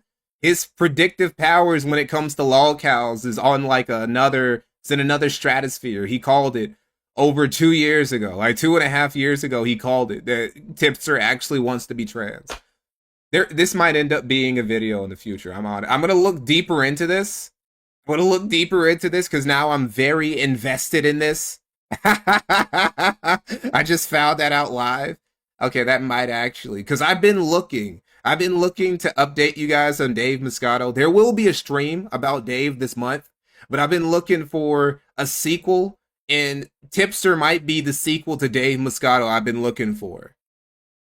Anyway, getting back to this video. Xander Vorkov, thanks you for the $5.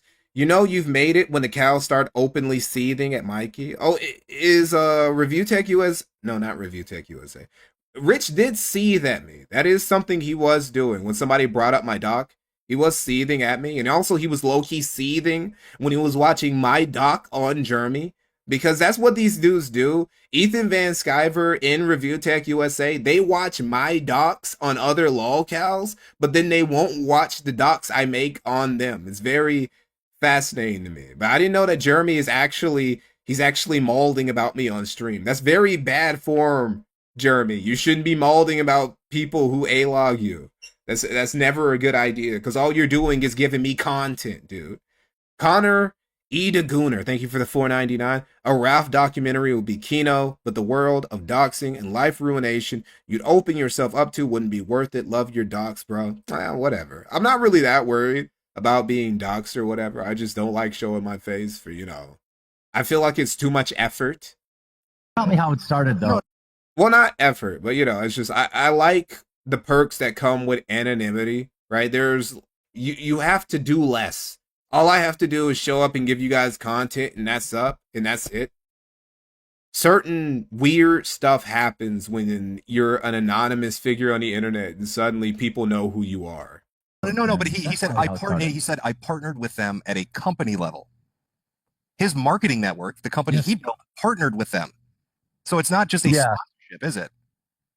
And not at that point, no. And Tipster becoming trans is actually a bigger shock in early 2026 than Trump invading Venezuela. I'm not gonna lie. That's actually kind of crazy. It's really not. It's kind of a predatory service. I feel like YouTube has a few products that it's just people don't like. Clearly, mental health is one. But it was not a good decision. But at the same time, I just feel for the guy as a multi-millionaire. He's worth $25 million. Yeah, I know, but I'm saying, okay. Philip DeFranco is worth 25 fucking million? Nigga, and Jeremy's over here is like, yeah, he uses the app, guys. You have no evidence that Philip DeFranco doesn't use the app. Dude, he's worth 25 millionaires go to actual therapists. This is right now. I'm going to try. Randall Shirker, thank you for the $5. We all know you be the black man at the protests, wearing grays and flying to stars and bars. Keep up the good work, Mikey. I actually have a Confederate flag, actually. Right, and speak slowly because I know my accent sucks ass. I don't think we can understand you. You're good, dude. It's okay. We'll keep you. We'll send Corey back. No, I'm just kidding. Go ahead. That's a good trade, actually. So people like Philip DeFranco, and this is my problem. I would actually I would be fine with giving Memology citizenship and just trading him for the quartering. If I'm being honest, they can just switch. What the fuck? Where the fuck is Memology from? Honduras?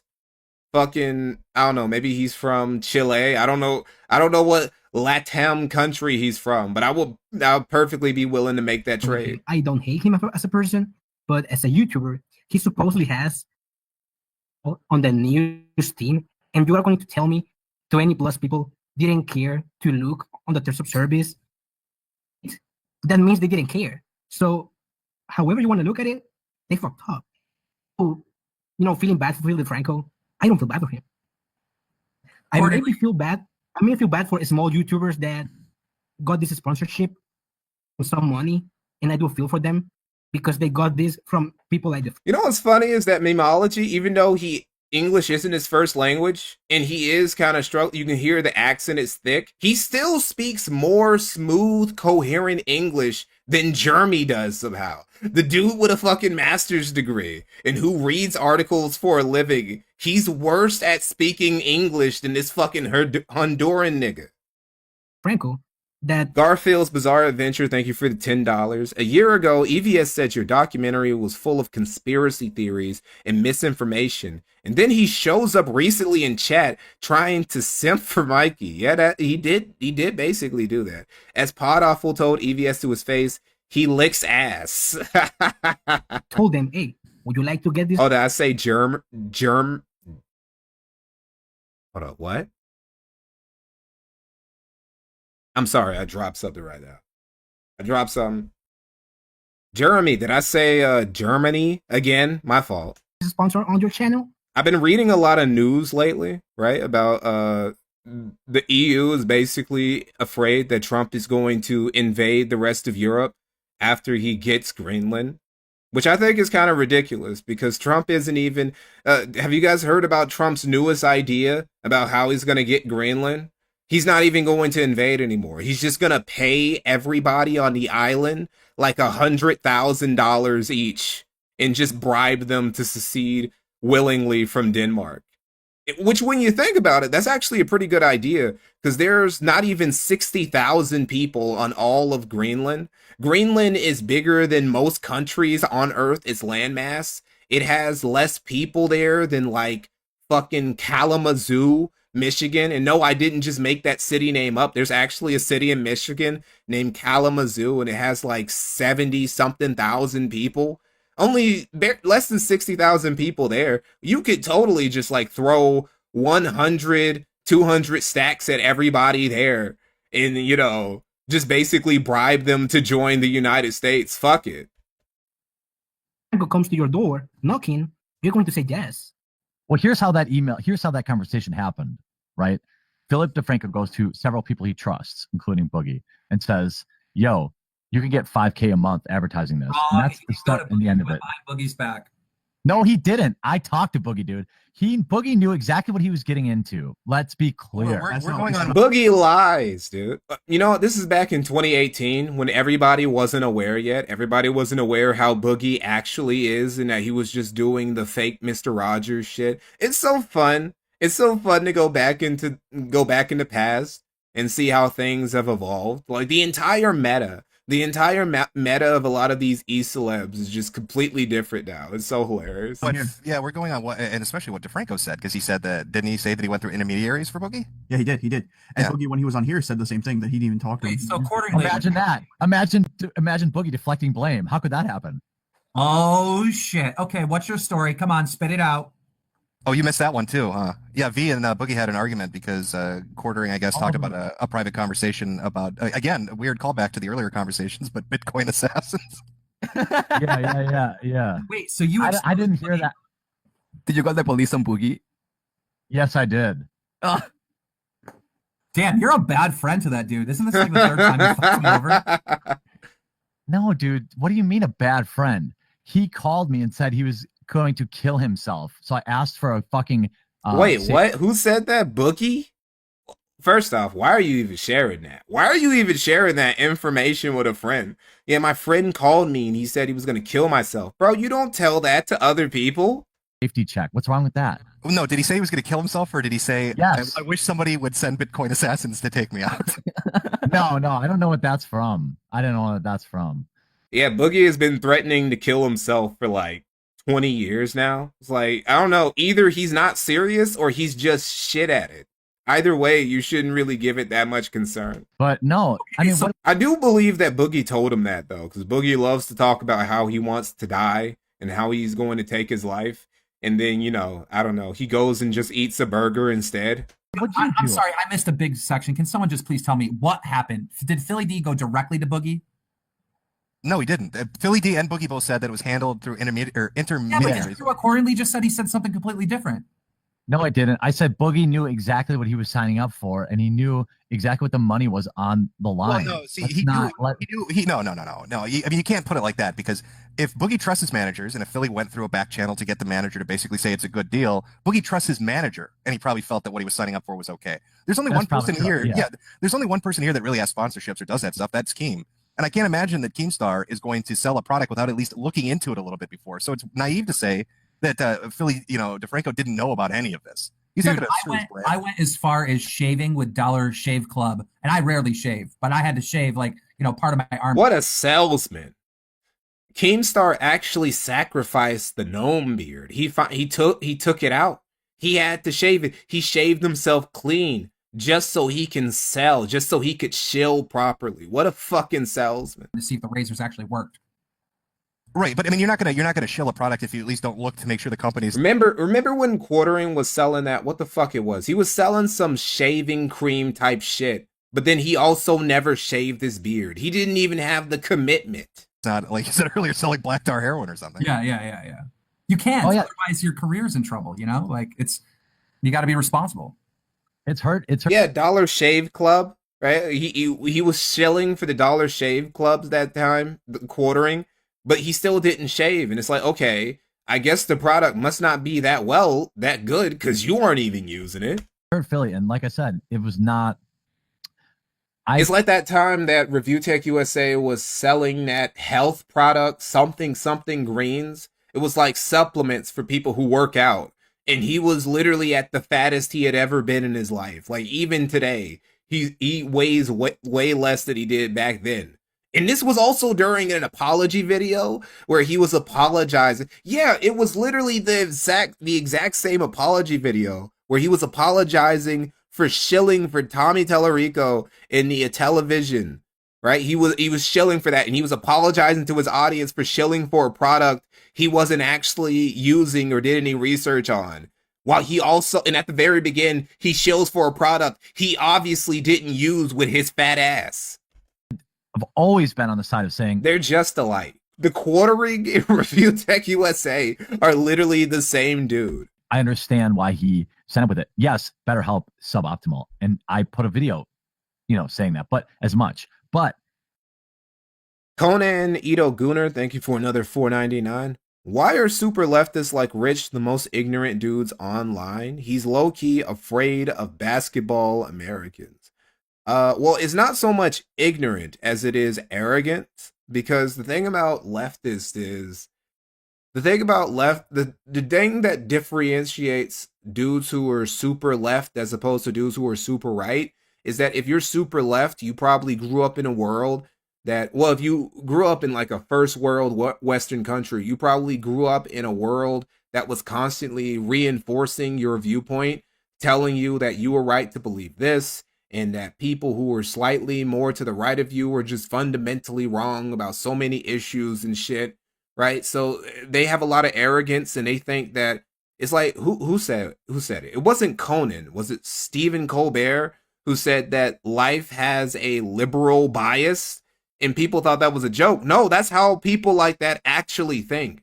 People like Rich and all these other leftist niggas, they really do think that life is just fundamentally leftist, left-leaning coded, and it has a liberal bias, and that their worldview is the fundamentally correct one, even though none of the things that they believed were like common parlance fucking even a century ago. Like, just go back a century, go back to 1926. A lot of the things that people on the left champion these days, like women voting, black people being equal with white people. Well, I wouldn't even say that's even like a leftist thing. Well, I wouldn't say women voting is necessarily a leftist thing either. Well, LGBT rights, right? Stuff like that. A lot of the things that are like de facto left-leaning coded these days, they think that that's just like, I don't know, if you believe that the world has a liberal bias, how come it took up until just a couple decades ago for all that shit to be the standard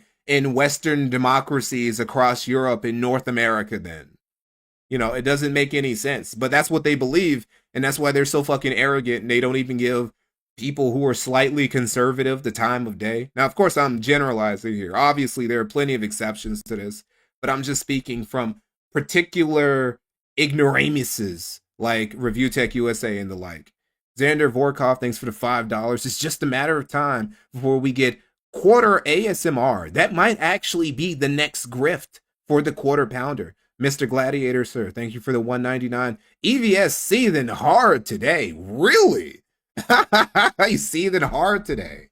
I don't see Philly D as some grandmaster super schemer. Maybe he is. Maybe he's a, what do you call him, Ralph? A fake Italian? Maybe he's one of those. Well, he's Wait, obviously. let me tell you about that. Let me tell you about that. Wait, one of what? What are you saying here? Yeah, as everyone's like, what? What do you mean fake Italian? I've never heard Keemstar ever call Philip DeFranco or any other Italian American out for being a fake Italian. What does that mean? I don't know. I just heard that on the street. What does that mean, a fake Italian? I don't know. That's what people said. Yeah, I don't know. I don't know either. I mean, anyway, we'll let it slide. So what did you think about just random racism against Italians? The leaks earlier. That's how you know that Italians are spiritually black, because other white people are just randomly racist towards them too. Doesn't even matter what the context is. Like, I've never heard of somebody being fake British, fake French, fake Irish, fake German, but you can be a fake Italian somehow. It's weird. What leaks? Gym stuff? No, we're talking about the Andy stream. Yeah. Don't tell me I didn't hear it. What happened to the Quartering's 2 black gay dads? Thank you for the $1.99, Mr. Gladiator, sir. Well, that was a meme that he was pushing when he was trying to, was he trying to shill something, or was he just trying to make a joke at some SJWs? It was one of the two, but I can't remember. But that was just a joke he was making. There probably was some sort of subtle cuckoldry, because we'll get to this in a future stream where we cover the who's the bitch who was in that one who got canceled from The Mandalorian? Something Giano, right? He was basically making up cuck fantasy stories with her, and she's not the only one. Quartering has a really bad... We're going to have a Quartering fetish stream where we talk about his cuckoldry fetish, and also talk about his foot fetish, and also talk about his scat fetish. He has a lot of obvious fetishes that just, they bleed out on stream and on his videos from time to time. And when he gets drunk and he starts posting online, they really come out too. Humble Hunking Enthusiast, thank you for $5. Recent example, white woman converts to Islam and immediately starts criticizing them for not liking trains. Quartering. No, I really didn't. I know he did a stream talking about, like, Coach Red Pill's video calling me a pussy or something. But No, there was I a don't whole... know anything No.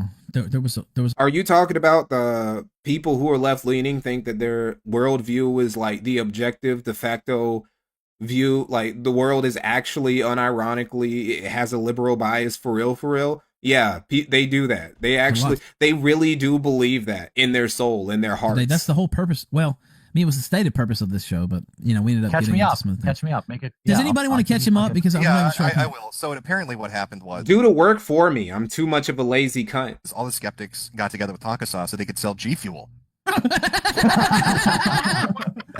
As long as they use code, I'm fine. Use code Keem. Yeah. So there's a bunch of leaks, and I don't know. It looks like there's a lot of gay ops afoot, and looks like Sargon had a hand in the whole thing, and B got blown the fuck out. Oh, he disavows. You heard that, guys? You heard that? He disavows. As long as they use code, I'm fine. Use code Keem. Yeah. So there's a bunch of leaks, and I don't know. It looks like there's a lot of gay ops afoot, and looks like Sargon had a hand in the whole thing, and B got blown the fuck out. I disavow Sargon being involved in gay ops, being involved in some Discord gay shit. He would never. Sargon would never do such a thing. Done Sargon.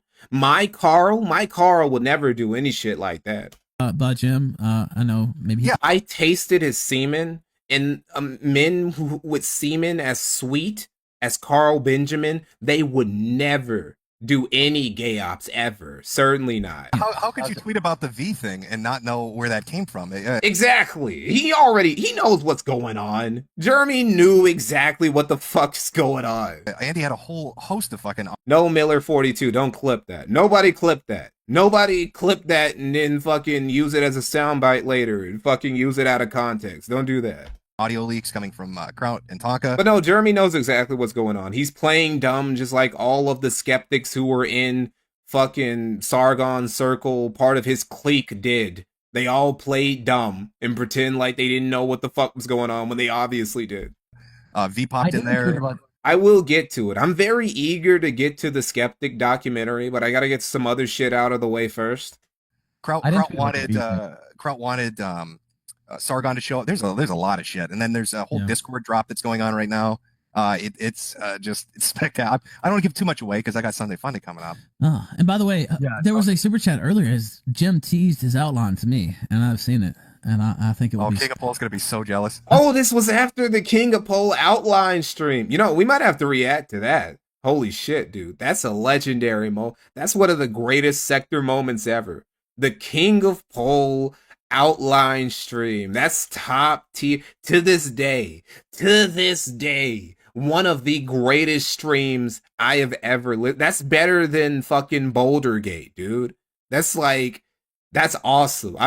We will be listening to that at some point, reacting to that together. We have to go back in the past for that one. I think it will be quite sumptuous tomorrow. I don't get it. Oh God. I saw some shit where Andy. He never recovered, right? There's some people who say, man, Medicare ruined that guy's career. And I'm like, well, not really. Like, yeah, Jim kind of pummeled him, but he didn't destroy his career. The outline stream, that was GG's for King of Pole. He already fell off basically, but the outline stream, he never let it go. He's been seething at Jim ever since, wishing death on Jim ever since. He never recovered from that, Brian. Was requesting some nudes off somebody, but that's not what this is, huh? No, Andy had asked the representative of Jew Fuel if he could get some tit pics before he agreed to sponsor the podcast. You know what's crazy is that the outline stream, I don't think it's any worse. Right? It might even be slightly not as bad as any of the quarter-inch drunk streams, right? Like that one stream, the Pissgate stream. I feel like the Pissgate stream is on par with the outline stream, but somehow the quartering was able to power through that because everybody already knew. Everybody already knew that Jeremy was a drunken retard who just gets drunk and just becomes a caveman, basically. But Brian was trying to present himself in a certain way, and then it was revealed, oh, he's gay, or, you know, at least he's bi. He's bi, and also it later came out that not only was he bi, he was also a chaser, right? It wasn't just dick he wanted that girl dick. He wanted that Glock. He's a Glock enthusiast, and I ain't talking no gang shit either. You know, he just never came back from that. He should have came out of the closet. If he was out of the closet, it's like Destiny. It's like when everybody saw those pictures, those videos, I should say, of Destiny just like glooping and globbering on dick. Just so much evidence. So many people have seen Destiny suck dick. Destiny's son has to live with the curse that his father, Destiny's son gets in a fight with somebody. Some kid can just say, well, your dad is a cocksucker. And his son just has to take it because it's true. Like objectively, it's not even a figure of speech. His father is a cocksucker, right? But it didn't do anything to Destiny's career because we already knew that Destiny was he was a fucking sexual deviant. He had already told people like, yeah, I wouldn't mind sleeping with a guy if I thought he was hot, right? We already knew he was on fucking Grindr and shit, right? So him coming out that he sucks dick, it didn't like torch his whole shit the way that the outline stream fucked with the King of Pole. Because King of Pole, he tried to present himself in a certain way. He should have just came out of the closet, nigga. Isn't that normal? This is why I'm saying the best thing Nick Fuentes could do for himself now is just come out of the closet. Because one day, Nick, we're going to come out with some undeniable... There's already plenty of evidence that Nick is gay. We literally had an entire stream dedicated to putting on a tier list the most gay moments of Nick Fuentes' life.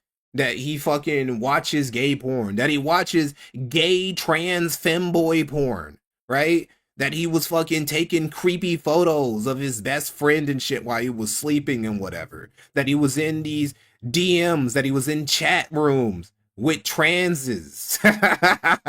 We already know. The best thing that Nick can do now is just come out before the sex tape leaks. It's going to happen, Nick. And when that happens, I don't know if you're going to be able to recover from that. That's what I mean. That feels like. But then again, you recovered from shielding for a gay pedophile, so maybe you will recover from it. Like a solid. No, it's so weird because no, all they did instead was just send him black tar heroin, and he's like, whatever, it's the same thing. I'll sell it. Yeah, No, okay. In Quarterly's video, he said G Fuel is bad because you just piss out the vitamins. It doesn't have nutritional value, and he heard this from his trainer. Isn't that correct? That's correct. Not my trainer, but that's the scientist that you brought. Oh, a trainer, not your trainer. A trainer. No, clearly not my if the trainer was so good, you'd be fit. And I don't think he's that good. But that I didn't say. That's a good point, actually. It was my trainer. What's the point of getting a trainer and then you're still fat anyway? That's just a waste of money. Sure. It's like those people who pay for a Stairmaster and all it does is gather dust in the corner of the room. Nigga, you were never going to lose weight with that shit. Okay, whose trainer was it? Just a nutritionist who's the same thing as taking a. Same difference. Whether it's a trainer or a nutritionist, they are not helping you lose weight. It's a waste of money. Vitamins, dude. Like, if you want to go science for science on G Fuel, you're going to lose. I'm saying I don't judge you for shilling G Fuel, just like I don't judge I'll go science for science on G Fuel because the point of G Fuel is to get a little boost. It's for a pick me up. G Fuel is literally it's just a generic energy drink. It's a generic energy drink with a little bit of extra sugar in it. That's all it is. I don't understand why he's making this a big deal. It's like it's no worse than Red Bull. It's no worse than a Monster. Is he boycotting Monster, Jeremy? And that's what it does. You know, I mean, I don't know what more I can say. It's an energy. Yeah, it's grown man Kool-Aid. That's all it is. You can compare G Fuel to BetterHelp. It's not apples to apples. They're both garbage. Oh, but see, it's so weird that you could say that G Fuel's garbage if you want, but again, BetterHelp is a different fucking level of trash fire. Let's ask another question. Have you tried G Fuel before? Yeah, I have. Yeah, absolutely. So what flavor? I have 3 different. I had the fruit punch and I had like the lemon lime. And okay. I thought the person in chat was exaggerating. No, G Fuel literally is grown man Kool-Aid. What was the effect? Like, what was the effect? About the same as an energy drink. Okay. Yeah, energy drinks aren't good for you either. That's what I'm selling. I'm selling a fucking energy drink.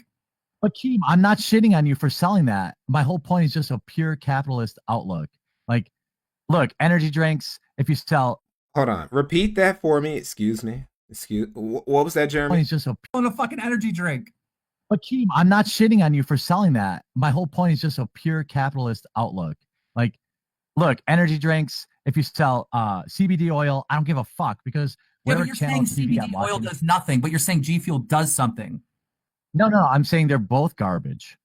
But you just said you had the same effects as an energy drink. Yeah, I did. Okay, so it works. It's done its job. It's done what it's supposed to do. For fuck's sake, Quartering, don't be so autistic.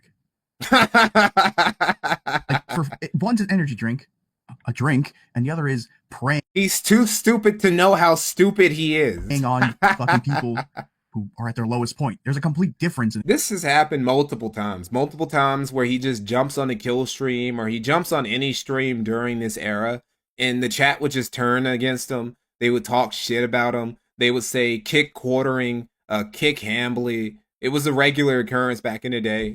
I really have to say, Quartering, you're getting G Fuel like $20,000 of free advertising with your dumb comparison. Like in fucking 3-minute spot. It's so stupid. What the fuck are you doing? You think actual therapists out there, if you go on like, there are many websites where you can find a therapist. You think all therapists are garbage? Do you even know if they're therapists? On BetterHelp? No. Because that was a big issue with who you're getting. No, just plainly. Oh, I don't even know if they're therapists, but it's just. No, you don't. Jim, yeah, you don't know, but you also don't know who the fuck you go on these therapy networks and you get hooked up with a therapist. We're not talking about therapy. What credentials We're are specifically talking about BetterHelp, though. Yeah, I was going to say, who said all therapy was garbage? I don't think anybody said that. Well, that's the product, right? That's the product BetterHelp is selling. You can say BetterHelp is garbage without saying everything else is garbage. Like, I mean, it's not the same thing. That's right? incorrect, Quartering. Let me clarify this for you. The product of BetterHelp is not the therapy. It's the therapist. Yeah, right. I'm saying, are you saying all therapists are garbage then?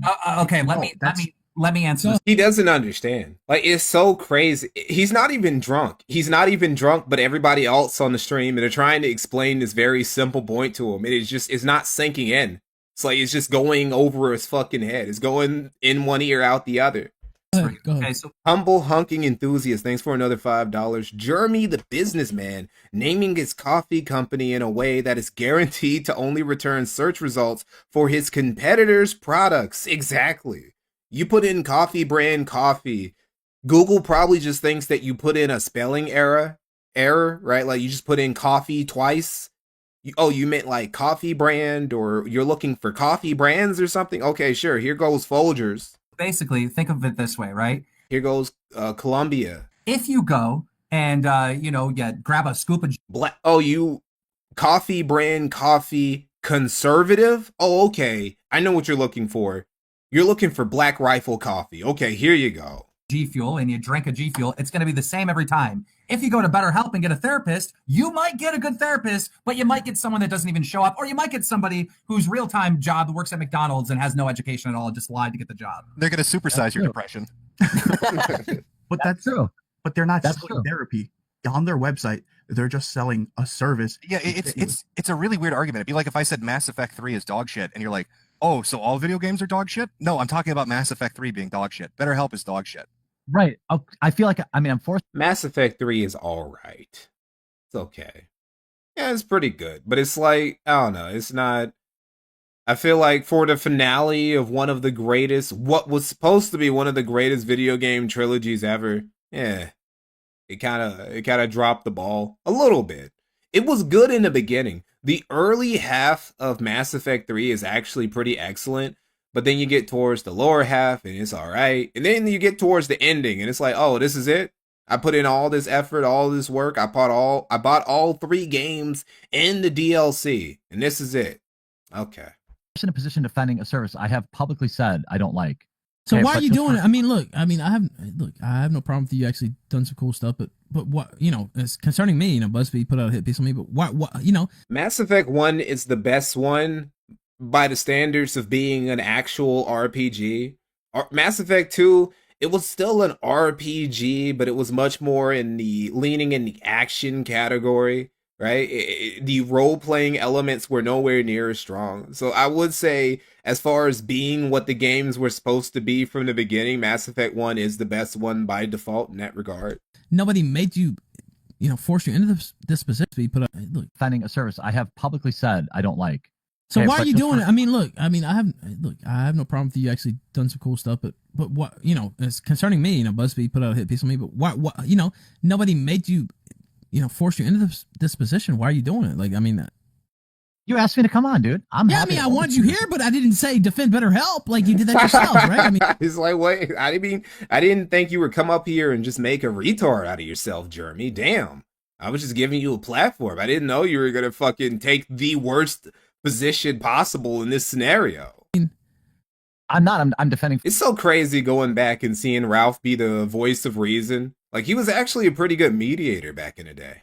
Philly D for but why are you defending this guy? You think he even knows who you are? I'm not saying that in a rude way. Why would I defend somebody just for personal gain, Ralph? Is that why? Yes, you would 100% do that. You've done that before. You've done it several times.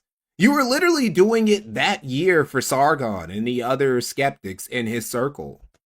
No, but I'm just saying, why are you defending him at all? Like, I don't see he has any leg to stand on this. Billy D must have got hit by a dude in a dress, and these guys are in AA together. Support group. Somebody says he never let that go. Getting beat up, well, allegedly, quote unquote, according to Jeremy, getting beat up by a dude in a dress, it really haunted him forever. It's crazy that nobody else brings that up. Maybe they will. Maybe more people will end up bringing it up now that my documentary has reminded people that Jeremy got his ass by his own, according to him. According to Jeremy's own words, he got his ass beat up, got his salad tossed by a nigga in a dress. That's what he says. I think that it was a little bit more nuanced than that, and that's why they both ended up getting banned, and that's why he didn't press charges and the dude didn't get arrested. But according to Jeremy's version of what happened, he got beat up by a dude in a dress. Drunk as fuck. And I hope that more people start bringing that up now. Ralph is definitely getting there, but I just don't understand why you're like, what? I'm not saying that you have to have a benefit to defend somebody, but just all the available evidence says he's full of shit and he tricked YouTubers. He fucking went around Boogie's back. That's on fucking stream. That's on, that's Boogie was a victim even back then. Documented. Keem's right here. I mean, he saw the same thing I did. His video flat out admits that he went around Boogie's back, knowing that he was going around Boogie's back, just to have him as a sponsor and to get him as an affiliate sponsor without him knowing it. Yeah, Boogie. When is the the casino streaming again? I think it's tomorrow, right? They said something about Friday. Worski said Friday, I think it was. They're coming back. You know what? And I've said this before. I thought Boogie was full of shit when he came on the show and said, I don't know. I don't know who the fuck. I don't know how Philly DeFranco. I don't know how Philly DeFranco's link got on my shit. I said, my first instinct is Boogie's full of shit. Boogie's lying to me right now. But actually, based on what Philly D. That was a good instinct. That was actually a very good instinct on Ralph's part to just assume that Boogie was lying to him. Just immediately, he's like, this motherfucker is lying to me. There's something about it. Said Boogie was telling the truth. But he still cashed a check and made the video. Yeah, well, you know what? You know what else he did? He put out a video and said, I'm going to take all the money I made from that and donate it to charity. And that was only after he got roasted. Well, you know what? We can't always be perfect. Wait, what was that? What was that? Yeah, well, you know what? You know what else he did? But he still cashed a check and made the video. Yeah, well, you know what? You know what else he did? He put out a video and said, I'm going to take all the money I made from that and donate it to charity. And that was only after he got roasted. Well, you know what? Oh, that's actually kind of righteous. We can't always be perfect. That was one of my original ideas when Andy came on here. Yeah, exactly. When Andy came on here and he kind of helped blow the lid off better. When Andy, not even when Worski, they were on a first name basis back in the day. Damn. Help. I said, one of the most tragic breakups in sector history.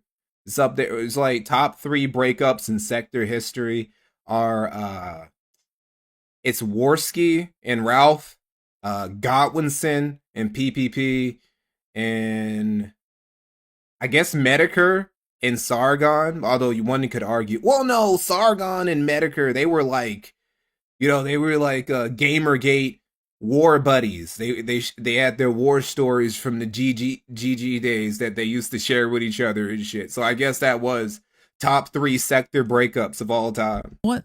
A way to make this better would be take the money you made from BetterHelp, donate it to charity. Well, Ralph broke up with basically everybody who was friends with back in the day. He broke up with Worski, broke up with Jim, broke up with Gator, broke up with... Well, actually, no, he didn't break up with Flamenco. Flamenco left on his own. No, I think actually he did tell Flamenco to fuck off, and then Flamenco disavowed him. But no, Ralph burned almost every single bridge himself. Andy, by the way, I love Andy, but he said, he loved Andy. He loved Andy back in the day. Xander Vorkov, thank you for the $5. I really only learned about Ralph post Pantsu, so it's surreal to hear him when he's coaching. Oh yeah, he was actually like a human. He wasn't full on pig monster back in the day. Buy cocaine with that, and of course, he's joking. Kind of. Yeah, but he legit said that. But Boogie actually took it up. Took up that case and said, "I'm going to donate it to charity." So, and that, oh yeah, COG versus reality, another tragic breakup in sector history. It's not a slam on Andy. I mean, he said that as a joke. I don't know what he did with the fucking money, but Boogie actually said, "I'm going to donate the money." And I still have problems with Boogie. That's not to defend him or shield him or whatever. But he actually said, "I'm going to take this. I'm going to donate half to St. Jude and half to whatever fucking charity, whatever the other fucking charity was." So Did Boogie ever show the receipts for that? Because he might have been lying. He might have been lying about that donation. I think I kind of want to see. Did he ever show receipts for that? He probably doesn't have it anymore, obviously. It was fucking years ago, almost a decade ago at this point. But I would love to see if he actually ever showed the receipt that he donated to charity. Because I have no doubt that Boogie actually lied and he pocketed the money. We got to see the receipts. I mean, I have respect for that. Yeah, it was the only thing he could do there. I'm just saying, like, and I think it sounds like we agree. Oh, he showed the receipt after he got... Okay, good. People bullied him into showing the receipt. Here's probably what happened. He probably didn't do it at first, and then people had to hound him to do it, and then he had to donate. Boogie got paid. He did the video. Well, he said, and I believe him, that he used the service. He probably did. Now let me ask you something. Just to completely... Yeah, we could talk about this forever. To sidetrack it, Boogie said... Hold up. What was that? Now let me ask you something. Just to completely... Yeah, we could talk. Dr. OPM, Andy really donated to cocaine. We can talk about this forever. To sidetrack it, Boogie said you guys are still friends. Is that true? Yeah, we are. You still talk to him often? Yeah, I talked to him today. He just got fucking deplatformed from Really? some D&D thing. Yeah. There's some. I'm gonna do a video on Monday probably about it, but some D. When I get to the Sector documentary, we're gonna have to bring up Cocaine Ski. We're gonna have to bring up Aim Ski. Sorry. D thing. It's nothing personal, right? It's the past. It's old shit. It's buried and dead. But it wouldn't be. There's no way I can do a full-on skeptic community documentary and I not talk about fucking Aim. I'm going to talk in depth when I do it about Sargon's political campaign. We're gonna bring up Bunty King being a cuck. We're gonna bring up Croughton T being run off the internet for basically trying and failing to be a master gay opera. I'm going to bring up a lot of uncomfortable shit for skeptics who just want to leave the past behind for good reason, but I have to do it if I'm going to do a documentary. So where he was supposed to be some, guest of honor, they disavowed him because of the shit he said on H3H3. After inviting him. No, wait, which was it he said on H3H3? Was it about eating? Was it about eating cherries out of the hooker's pussy, or what was it exactly that he said on H3H3? No. Do you remember that story? Am I the only one that remembers this? Or I know there are other people in this call right now. I'm not the only one who's fucking. He said that. I got to bring up JF and Worski being co-hosts who were bringing in mega fucking money, and then they broke up because basically because Tankasa dared him. No, it wasn't. It was more complicated than that. But, they broke up for several reasons, including some shit that Tankasa was trying to do. Tankasa is also getting put, even though Tankasa wasn't a skeptic, there a lot of the skeptic adjacent dudes are also going to appear in the documentary when I get to it. It's really going to be like the Comet Skate documentary, where you have a few central characters, right? You got your Ethan Van Sciver, you got your Eric July, you got your Dick Masterson, you got your Vito Giswaldi, but then you also got these other miscellaneous characters, some of which are from other communities who pop in and out too. He said he ate, was it 5 cherries out of however many she could stuff up there. That's Where is Mama JF? That's a very good question. It's amazing that the Canadian police still can't figure that one the fuck out. Where is Mama JF? I don't mean to shit on any Canadians in chat, because I know a lot of you guys are Canadian. I fuck with you, but your police, your detectives, at least, they ain't the best. I have no idea how a public figure like JF Garepi could basically just talk openly about how he got rid of his wife and just killed her. They haven't found a body. They haven't found any evidence. Nobody is called Child Protective Services in Canada or whatever I don't know how he's gotten away with it for so long. It's like a health hazard. No offense to Boogie. I'm not slamming him, but that was. I'm gonna Keemstar, can I get some G Fuel? Because I gotta watch the puke out of my fucking mouth after hearing that story. I will send you my personal flavor cotton candy use code. Personal stash. There you go. But yeah, what he got disavowed or what happened? He was supposed to be. Oh, I forgot that JF has that Jeffrey Epstein connection. Okay. On some. There probably is at least one photo of JF in the Epstein files that got redacted that we haven't seen. Live stream D&D. It must have been like, I don't know what the fuck. I never heard of it. But all I got was they announced that he would be doing it. And then 2 hours later, they said, oh, we're actually recasting everybody. They didn't actually say that they deplatformed him, but they did. He told me it was because... Why is somebody putting this? What is this dude trying to say here? Gas Jew? Is it oil Jew? Gas station Jew? What is he trying to say here? I don't understand. Of Wizards of the Coast, the people that make D&D. I don't get it. Those fucking companies that you're talking about, no one knows who the fuck they are. They're so small. Boogie is known by millions of people, literally. Why even make a big deal about it? Who cares? Well, Wizards of the Coast is very large. But how large? I don't know either.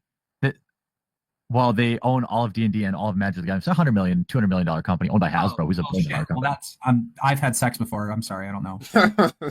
Sure. Okay. All right. Good hot take. But this RPG sports. Anyway, long story short, I talked to him today about this because they had put him on the panel, used his name for promotion, and then disavowed him because he didn't disavow Gamergate. Is basically what I was told by Boogie.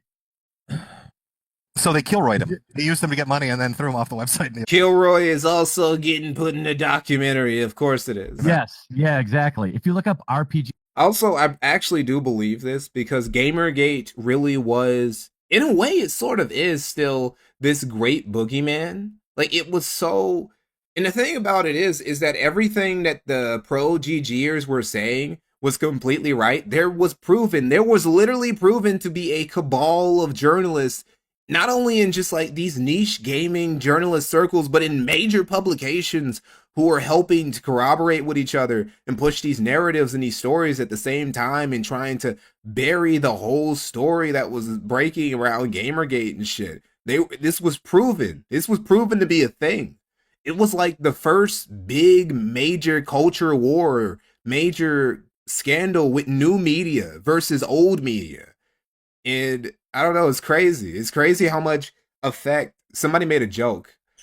Somebody made a joke after Trump basically literally kidnapped the president of Venezuela. Somebody made a joke about how all of this is just a domino effect of Zoe Quinn fucking 5 guys. It's kind of true in a way, not exactly, but it's like how Jan 6 is kind of a domino effect of Nick Fuentes putting Elon Musk's future baby mama Ashley St. Clair in a headlock that one time. It's weird. It's weird how the world works, and it's weird how much of the world is like infected with inklings of the sector. I keep seeing these sector niggas just pop up here and there. It's crazy. Imagine if Sargon actually won his election and he kept advancing in politics. He eventually came close to like the House of Lords or however the fuck the British political system works, right? He ended up coming close to becoming PM. Maybe he became the mayor of London or some shit. You would have skeptics you would have skeptics, dudes who were affiliated with the sector in high leading positions of authority in some country and some shit. It would have been wild. Sergeant Dornan, thank you for $5. Watching you talk about sectors like watching DBZ from Saga to Saga. Garfield's Bizarre Adventure, thanks for the $5. You mentioned earlier about fall-offs of careers like Ethan Ralph and Ricada. Another huge fall-off is iDubbbz. He is Anissa's puppet now. Oh, yes. Anissa is... You guys know the joke. You guys know the joke about the vaginal Jew? That's some incel shit. That's some incel black pill thing. The vaginal Jew. The only real example I can think of where that would actually make sense is Anissa and Ian. That nigga got taste of pussy for the first time in his life, and it completely ruined him. It fucked him up. Right? It's like, I've seen what no pussy does to a motherfucker. But have you seen what some pussy can do to a motherfucker? It can be terrible. Literally killed his aura. He's the only Ian Joma. iDubbbz is the only man on earth who got pussy and then got less aura as a result. He got pussy for one time in his life and it killed all of his aura. Just aura gone. Immediately, like a fucking Anissa has a fire extinguisher in her pussy. It's crazy. Sports TV on YouTube, you'll see the comment. They don't mention his name, but it's absolutely one-shotted. He never stood a chance. Absolutely about him. You know, it's really weird too when Boogie and V were going at it. Never get one-shotted by bad pussy. You'll never recover. It's like shit. It's worse than getting AIDS, dude. There are people out walking around here with HIV and they're just living their best life. Ian will never fucking recover. That nigga is a zombie, basically. He was pretty adamant saying, why didn't you back up the quartering, about the Magic the Gathering judges and stuff? And Boogie told him, oh, no, I did. I put out a statement saying, this, and this. And it looks like, he's getting the pushback on that now. Anissa Joma is why you never fall for the BPD propaganda. That BPD girls like, oh, you know what? They're crazy, but man, let me tell you, it's the best pussy. They'll ruin your life, but it's the best pussy you'll ever have. No, that's propaganda, bro. It's not worth. Never stay far away from them. Treat them like they're fucking radioactive. Treat them like they're fucking super mutants. Treat them like they're poisonous creatures. They're like those frogs. If you touch them, you just touch them once, you're immediately just going to be hit with this poison that'll kill you in a couple hours. You got to treat them like that. You'll never recover from hitting that shit once, ever. Now, I guess, if they're deplatforming them from events that is hosted by the company. Yeah, he put out as what I could say is as fair of a piece of support. You know, it wasn't exactly like, hey, fucking roast these pedophiles, but it was, you know, boogie level support. And that's absolutely true. Wizards of the Coast is a company that makes D&D, and my sources tell me that they're the ones that were like, no, he can't be the face of our company. Who are your sources? Who are you? How come all of these dudes who they get shit wrong all the time, they somehow have these deep ops, they have these sources? Who the fuck was telling you this? Just insane, because was it just some guy? Was it just like Review Tech USA? He said, I have all these trustworthy sources. It's just some nigga you know who may or may not be trustworthy, who may or may not just be talking out of his ass. Another parallel between Review Tech USA and the Quartering. They both have all these sources, but they both keep getting shit wrong all the time. Obviously, he has a huge following, but well, there was that one time. There was actually this one time when the Quartering got something correct, and that's when he leaked the Apex Legends shit. That was the only time when the Quartering sources didn't betray him. Whoever that source was, they never fucked with Jeremy again, I guess. I believe him. I guess they weren't expecting him to spill the beans because they never talked to him again after that. He never had a scoop on that level again after that. And then it all stems back to that. Yeah, that would make sense to me. Ralph, did you have that audio of the Oofcast? I'm sorry, I this do. conversation. I do. Do you want me to play that? Yes, please. Oh, wait. Before that, Ralph, can you look at the side chat? Ralph's just about out of it, I'll be honest with you. But yeah, go ahead. Can you check the side chat? Someone sent me something for the Quartering. Oh yeah, I saw that. It was from Spectre talking about doxing or whatever. These nuts. If you think Wizards of the Coast is a small company, you are retarded. Wizards has a way outside influence on the internet, and if you don't see it, then you need to pay more attention. Is that what you're talking about? Yeah.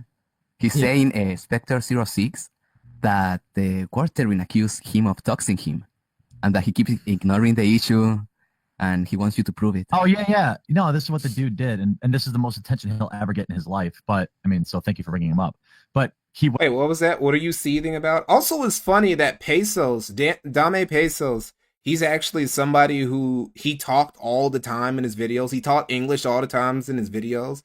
Meanwhile, Memology, he mostly just edited, and he was quiet. But I feel like Memology's English is better than Dame Pesos. That he keeps that the Quartering accused him of doxing him, and that he keeps ignoring the issue, and he wants you to prove it. Oh, yeah. No, this is what the dude did. And Spectre. Is he talking about Spectre? Is that who he's talking about? This is the most attention he'll ever get in his life. But, I mean, so thank you for bringing him up. But he went through some court documents, and look, he doesn't have to blur out my address, but he did. He doesn't have to, but he very easily could have skipped it over. And so now everybody who's seen that video has my goddamn home address. So I appreciate him making that video, and I appreciate the 5,000 people who will now go watch it. All right, so wait. So he didn't. Why did you blow that up? Why did you tell people more about that? Most people probably hadn't even seen that. Most people didn't know. Even back then, people really didn't know who Spectre was, really. Spectre has always been a small guy. I got nothing against him, by the way. There was something that Spectre made some content about Vickers that was actually pretty useful for me. So I have nothing against Spectre. He actually has some good lolcow radar himself. But yeah, there's no reason to put this on blast. Thank you for telling us. Thank you for telling us that we now know where we can go and find your address from, dude. That's great. GG was the 9/11 of the internet. Leo Pirate. I mean, it was like, ironically, kind of ironically, pseudo-ironically, half unironically, they treat it as such. The people who hate Gamergate actually do treat it like it was on par with 9/11. You can't even go to the Wikipedia page about Gamergate and find a mainstream narrative there that isn't compromised. The Wikipedia page for Gamergate is completely fucking worthless. You might as well not even look at it. Just garbage. Just completely weaponized, contaminated dog shit that does not answer any questions. It's just a harassment campaign who were trying to bully some bitch who was throwing some ass at dudes for video game reviews, which they don't even say that. They don't even get to that part, right? They say it was just they were bullying her for no reason. That's what they say on Wikipedia. It's ridiculous. Anyway, thank you, Randall Shakur, for the $2.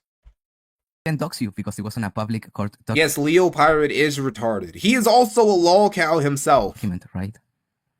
That's right. Leo Pirate, he has like the craziest. He's subscribed to one of the craziest denominations of Christianity. That is the Seventh-day Adventist, right? All of the shit that people say about the Latter-day Saints, about Mormons and shit, I feel is actually way more true about the Seventh-day Adventists. Those guys are actually, there's something. I made a video sharing my home address on a legal public document. That's still public document. All right. That's still fucked. You're welcome, Spectre. You're welcome. All right, so if you look at my the last thing I put in the sidebar, that's the video I'm about to play. So I'm going to play that video. As Jeremy lost you 400 views. And then I'm going to read super chats, and then I'm going to just like... Yeah, I'm going to take off. See you guys. I'm going to terminate the stream after that. Okay. Anyway, we'll get done with that, and now we shall move on. Before we do that, before we get to that, right, we're going to get to this, and this is the quartering versus 8 Thoughts, also known as 8 of... Shit, I forget what the fuck his name now. What is 8 Thoughts' name? What is 8 Thoughts' name? What is 8 Thoughts' name?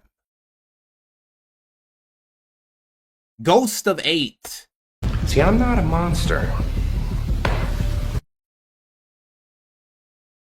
Afternoon, we got a banger for y'all today, baby. I think Black Ops 6 may have saved Call. Anyway, we don't need to watch that. Anyway, Ghost of 8, or 8 Thoughts as he was known back in the day before he got banned. He's a combination of a drama tuber and a Call of Duty content creator and whatever the fuck, right? Anyway, he basically got on the quartering's ass because the quartering had, was it a Patreon or a Subscribe Star? We'll get to it. And he's basically calling Jeremy out for being a scammer and a grifter ahead of everybody else. He was 5 years. Well, I won't say 5. How long have people been calling Jeremy out for openly being a scammer or being a grifter? What, 4 years now? Maybe. No, since 2024, maybe early 2025, something like that. Anyway, he was ahead of the curve with this shit. And we're going to go back and we're going to watch this. Before that, we got to get to this. We got to watch this little clip from, this is when Keemstar is talking about how YouTubers who make like 10 grand a month from YouTube and shit, but then they still open up Patreons and Subscribe Stars and shit like that anyway, those people are kind of scummy. And this is a perfect example of what Keem is talking about. Zandor Vorkov, thank you for $5. I can't wait to see kill stream clips featured in prestige documentaries about the last 10 years of global politics. If you're a YouTuber and you're making like at least $10,000 a month, and you have a Patreon, I find that scummy. I do. Like, why would you ask your fans for money when you could give money back to your fans? I mean, you're the one that's blessed. And to clarify, like, I know some people are like trying to raise money to do like bigger projects. I guess like I understand that. And I understand streaming, like you're doing a live show. If people want to tip you, that's fine. Before everyone freaks out. Anyway, we're going to get back to that later. This is from the E-Beggar, Making of an E-Beggar documentary that Jay Golden, well, no, it was a Junk Media REUPLOAD, but you know, it's an archive of a very, very good video about how Rich has always been an E-Beggar. He's always been a grifter, which is true, but it was very fitting for what we're about to watch here. Okay, sure. I mean, it's pretty cool. This is back, by the way, because this is going to be relevant. This is in early 2020. Literally, no, it was January of 2020. So literally 6 years ago. I just want to keep that in mind. Here, or the Ralph retort. Sorry, Ralph, I called you Elf. I actually like the Alpha when I was a kid. Yeah, the Alpha. Go ahead. Oh, I made one video on the guy, and I just been trolling him on Twitter, making fun of him, and he got fired up and told us, "We got to get on the Ralph retort, you fucking pussy. Get on the Ralph retort." And like, I've no offense, I never heard of the Ralph retort, but it seems like it's a legit thing. So here I am. Yeah, no. Yeah, well, that's I mean, that's kind of the take I fucking expected from you. Like, it was just a bro. I'm just trolling, bro. I'm just trolling. I'm not trolling. You're a fucking idiot. Like, I legitimately think you're coming out strong. Like, see, this is what Jeremy is all like. He likes to pussyfoot around shit. He likes to play coy. He likes to be passive aggressive. But this guy is just, no, you're an idiot, dude. That's why I came here to call you an idiot. Fucking okay, well, lay it down then, tough guy. I mean, I figured you'd come in here. I figured you were gonna come in here and say, Dude, I'm just trolling. Well, Dude, I'm not here. trolling. You're an Fucking lay it idiot. down. But there's nothing less tough than two. I don't know why Jeremy was so committed to getting into all these blood sports when he was so bad at them. He would regularly get fucked up, and he was always getting involved in them anyway. You guys argue on the internet. Let's just keep it real. Like, I'm not a tough guy. You're not a tough guy. We're fucking two grown men argue on the Red internet. herring. Let me describe what a red. You're allowed to make as much money as you want, but when you're allowed to make as much money as you want. But when you start I'm allowed to asking make your as much as I subscribers- want. when you start asking your subscribers to pay you money. That's when that's become an e-bagger. That is an e-bagger. You're like a True. Phil or what the fuck that geek's name is. You're like a Wings Redemption. Let me pay for this. No, that's not even. Well, it depends on the context. Again, it's like letting your fans give you money. If you're taking Patreon, it's kind of like Big Bungie. That dude, he takes Patreon money, but Bungie he takes Patreon money because I don't know, he ain't getting monetized. You guys who watch Bungie, you know YouTube. Neil Mahan, he's been loosening the guidelines. He still does not bless Bungie with that green dollar sign as much as Bungie would like. So for him to be able to make content regularly, he needs some fan support. So in situations like that, I think it's fine. Your entire argument in your entire video was that he makes X dollars a month. Why does he have a subscribe star? Well, we live in a world where people are constantly banned from YouTube for no reason whatsoever. Not you. That was never, ever, ever a problem for quartering at any point ever. Tons of people that he knew whose platforms he used to be on, like Ralph, would end up getting banned. Jeremy was never one of those. He was never in danger of that. He never made any content that was ever edgy enough to even justify something like that. We're on a show right now that was banned off YouTube because he the kill stream had already been banned off YouTube. Okay. The monster raised $50,000 for St. Jude's, and he still got banned. I know the story. Yeah, I did tell him the story right before he came on, actually. Yeah, go ahead. Right. So I'm telling you, if I was making fucking $1 million a month on YouTube, I would still have a subscribe star. What? Bro, that is crazy. If I had $1 million a month, I would still have a subscribe star. I would still ask my fans for money, even if I was making fucking $12 million a year off of YouTube, dude. This is why I had to put that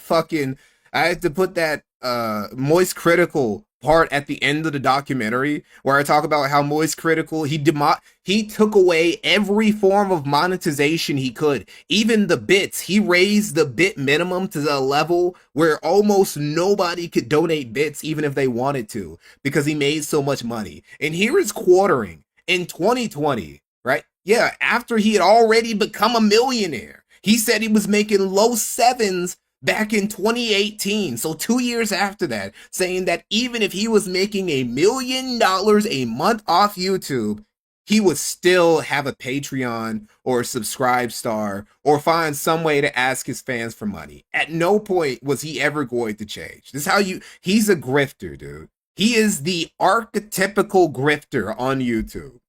So you're an e-bagger. That's a definition of an e-bagger. You're asking. No, it isn't. Yes, it is. That's literally. Again, this dude has been e-begging longer than DSP. Longer than Darkside Phil, he's been e-begging. And the reason that you give for people to give you money. Dr. Coffin Nails, I saw that. You asked me if I was Jewish. I am not. I am black. Black people. Well, hold on. No, there are Ethiopian Jews. I'm not Ethiopian, though. Yeah, I'm not Jewish. Is the biggest bullshit. I'm Protestant. Bullshit excuse ever. You said, just pay me money so I can pay my editors. That's not what I say. You did say that in the video. I can fucking put on right air. You said, hey man, the money in this video is going to go. No, I'm not a black Israelite either. I'm not a black Israelite or a beta Israelite. to pay like the money in the subscriber store for now will help pay my editors. You said that. Yeah, it will. It absolutely will. 100%. So you can't afford to do that yourself. Wait, what did you just say? Will help. You said, "Hey Do man, it. the Do money it. the money in this video is going to go to pay like the money in the subscriber store for now will help pay my editors." You said that. Yeah, it will. It absolutely will. 100%. So you can't afford to do that yourself. I never said that, and I never. Is that what else am I supposed to assume off of you needing subscribe star donations to pay your editors? That you can't do it with the money you make off YouTube itself? Well, what else am I supposed to think then? Once So said why that were you my asking your editors- fans to pay Let for me finish. Also, this contradicts what he was saying 2 years earlier. 2 years earlier, he was on stream with Coach Red Pill. I'm glad that we talked about the Coach Red Pill. We went over the Coach Red Pill stream in the previous leftover quartering stuff stream we did, where we could hear him just talk so much. He was trying to big boy coach, talk about how he was making low sevens even before he was getting serious about YouTube, right? And he said YouTube was a hobby. He had a real job where he was making a cool 6 figures. And now he's like, well, no, I need a subscribe star to pay my editors for my fucking YouTube slot videos in 2020. I'm sorry, it's not adding up, Jeremy. Either you weren't making as much money as you said you were, or you were making as much money as you said you were, and now you're bullshitting because you want literally all of the money. Pay your employees. Okay, let me finish. Either he's a liar, or he's just like, he's one of the greediest motherfuckers on earth. It's one of the never two. once said that my editors would be out of work if people didn't. I never said it either. What is wrong with me having a subscribe star? Am I not allowed to take super chats because my channel's popular? Am I not allowed to sell merch because my channel's popular? Well, you're not allowed, but goddamn, dude, how much money do you need? Seriously, how much do you need to be satisfied? Do you really say if $1 million a month, which he was saying if he made $1 million a month, but if $1 million a month isn't enough for you to turn off the subscribe star, then what is? How much money do you have to make to where you'll stop asking your fans for money? What would be the difference? Yes, you can. The difference between those are you're offering a service that is up and beyond the call of YouTube. YouTube is a free platform that people should be able to come onto and be able to watch without expecting to have to pay money to their YouTubers. You said you needed the money to pay your editors. Isn't. It is not e-begging. There's nobody Well, that then would we're define not it going that to come way. to any kind of conclusion here. Your opinion is that, and my opinion is that is e-begging, and many other adults that is e-begging. Look, I will tell you this, that it is not a great look for huge channels to have Patreons and subscribe stars. Exactly. It's a horrible look. No, it's a terrible look. It's like, why? Why do you have a channel? How big was the quartering back in the day? Hold on, let me see. How big was it? The quartering. Let's see. What is he talking about, by the way? What is he doing these days? Alex. How are your views lately, Jeremy? I'm gonna look over last week. All right, he talked about. Let's see. It's decent. He's gotten like consistently a couple videos over 100K now. So hey, maybe he'll turn things around. Anyway, let me look at this real quick. I want to see something. I'll look at this later. I will put this on stream, and I want to slow us down, but I'll get to it. And to pitch them as if the content were going to disappear without them. I have a subscribe star where a tiny portion of my viewers... You just said that your channel could go away at any moment. Yes, it could. That's why I have it. So I'm not young. Yeah, I'm not skill up where I cover safe topics. At any moment, my channel might disappear. Why does he pretend like he's edgy enough for YouTube to do anything to him? This dude is like, oh, I'm not young. Yeah, I'm not one of those safe YouTubers. I'm edgy.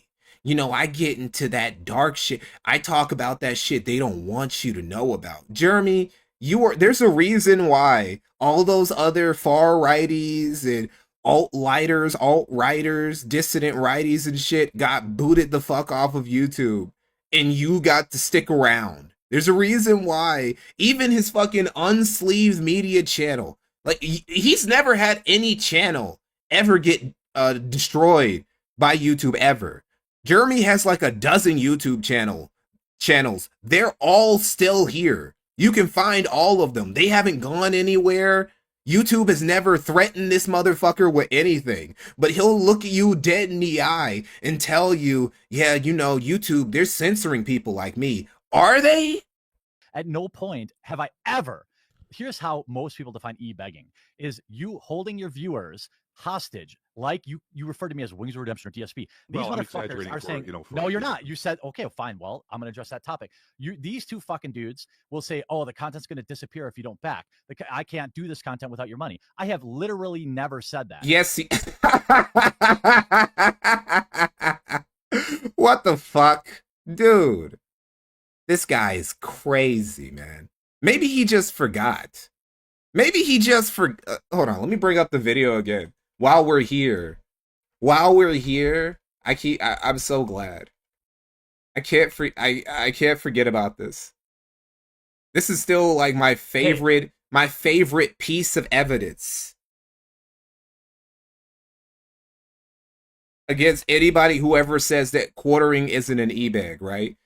The number one piece of evidence would be that Be Your Own IT video where he says a sad, pathetic cry for me. This is the second best, though. And that's something. Now, you may have heard of me talk about my Patreon for several months now. The truth is, the support I'm receiving on my Patreon is literally the only reason I can spend the amount of time I do now on these YouTube videos. Okay, so what's the definition? Quartering, what is the definition again about what's an e-bagger? Tell us Hostage. again. Like most people define e-begging, is you holding your viewers hostage. Like you refer to me as Wings of Redemption or DSP. These Well, I'm motherfuckers exaggerating are for, saying, you know, for no, you're this. not. You said, okay, fine. Well, I'm going to address that topic. These two fucking dudes will say, oh, the content's going to disappear if you don't back. I can't do this content without your money. I have literally never said that. 2022, he made this video 4 years ago. 4 years ago. So you were literally doing that 4 years ago. In reality, he was doing it 12 years ago. He was literally doing it 12 years ago before this stream. But, you know, he was doing it literally 4 years ago. It's just like when he was complaining about Christine Sprankle begging for Patreon donations. He literally did that a year before she did. This dude has no fucking self-awareness. But yeah, by his own definition, by the definition that he's presenting right here, he is a e-beggar. Dave, 7244, thank you for the £2. Part of being a good liar is remembering your lies. Exactly. Out of 1,100 videos, I have fucking like one pseudo promoting my Subscribe Star, which was in a longer video about how. Oh, okay. It doesn't count, right? Because he's not counting the videos that aren't on the quartering. He's counting the videos that aren't on he's not counting the videos that are on Unsleeved Media or any other channel, not the quartering. So that's why. Patreon came back. Even then, that's not true. You know, he would totally say, look, I need your help to save the business when it came to the Publica or when it came to Coffee Brand Coffee. But then again, that would be years into the future. Looking for my business. At no point have I held my subscribers hostage, asking them for money. At no point have I told Yeah, internet beggars get really mad. They get really mad, Eustace, when you point out that they're beggars. They can't stand it, but they won't stop, right? my subscribers that I have a tax return, that I absolutely need them. They don't hate the behavior. They hate you for calling out the behavior. To pay. At no point have I ever held any particular content back behind a paywall. I am absolutely, unequivocally not an e-beggar and a scammer, as you put in your goddamn video What's the title. definition of a beggar? Define it for me. Asking You just gave your own definition. for money. If you asked for have a money pay- from your sus- Define it for me. asking for money. You If you asked have for a money pay- from your subscribers. so you're That saying is begging. the channel we're on right now, which can accept super chats or Ninjini. That's not the same thing. I know exactly where he's trying to go with. That is not the same thing. Me allowing you guys and who are watching this to throw me some dollars, throw me some donos, that's different than me saying, hey, if I don't get a $20, $50, $100 super chat right fucking now, I'm cutting off the stream in 5 minutes. Or doing a DSP and just saying, if we don't hit the goal, guys, I'm not pressing play. We're not going to continue on with the stream. We're going to wait here until you guys show support so we can keep up with the stream. That's what holding you guys hostage. That's what e-begging in the form of chat donations would be. Me just leaving you guys open to donate some shit, That's fine. I don't give a fuck if nobody donates. I would stream regardless. That's different. You're not asking for it. They are giving it to them. They are giving it to them under their own free will. That is different. That is donation. Aren't the people that back my subscribe start doing it under their own free? No. Oh, thank you, Garfield's Bizarre Adventure, for the $10. Now we can actually continue to stream. Thank you for the support. On your second Comicsgate documentary, will you include EVS getting trolled and mocked by Pod Awful in the video? Of course, dude.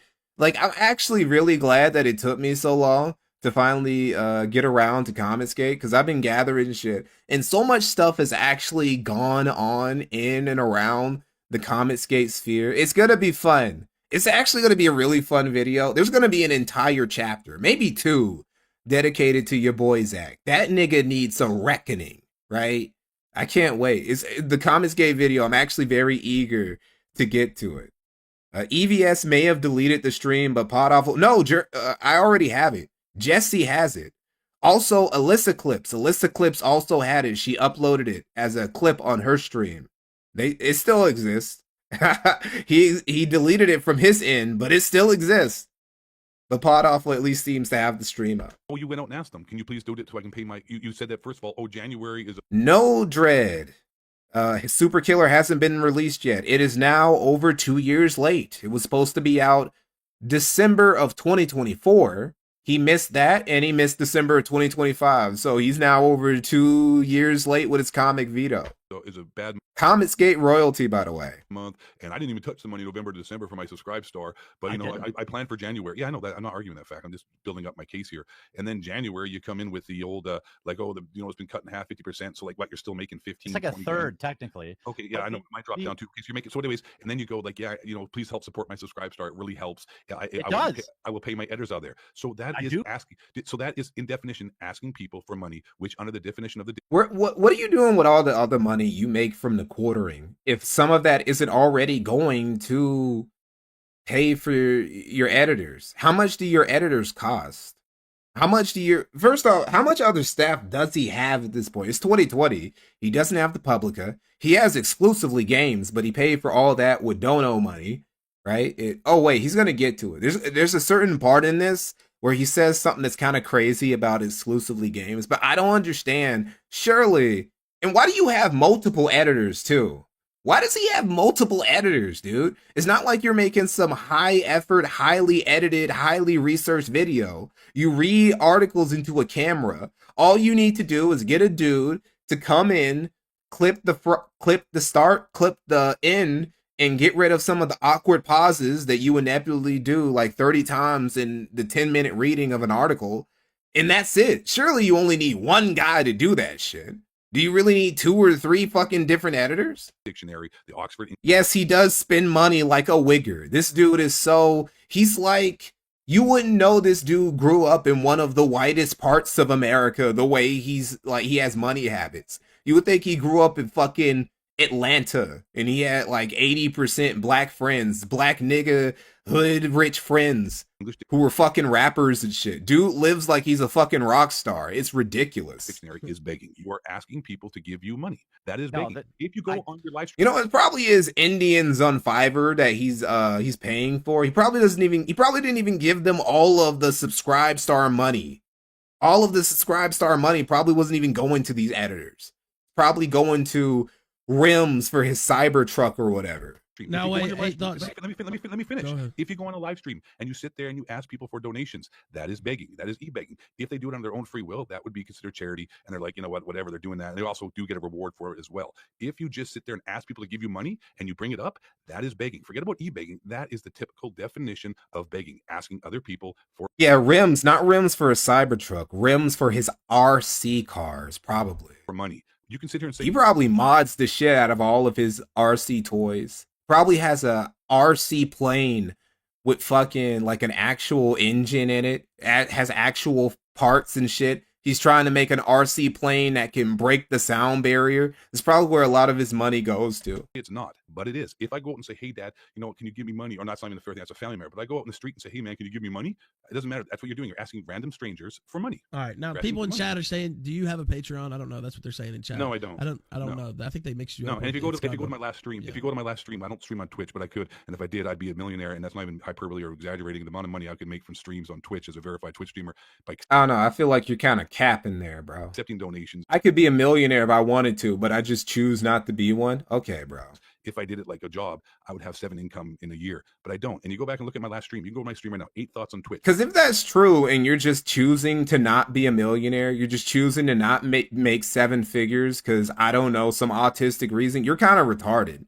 Imagine choosing to not be a millionaire and it would literally cost you nothing except streaming at a certain website. What is the title of that stream? Do not subscribe and do not donate. I don't want your money because I make enough money now, nowhere near as much as Jeremy, but I make enough money now on YouTube where I would feel guilty taking money from people. Even though I'm doing a service, I'm not a greedy person. I'm not a money hungry fucking whore. I'm not going to sit there and ask for money from my fans, especially when I'm making more money than a lot Oh, of you can tell that Jeremy is just seething. He's so mad. He's gonna get so fucking mad in this stream because he's like, he feels so called out. What do you mean? What do you mean you're making enough money? What is enough money? He probably doesn't even know what that phrase means.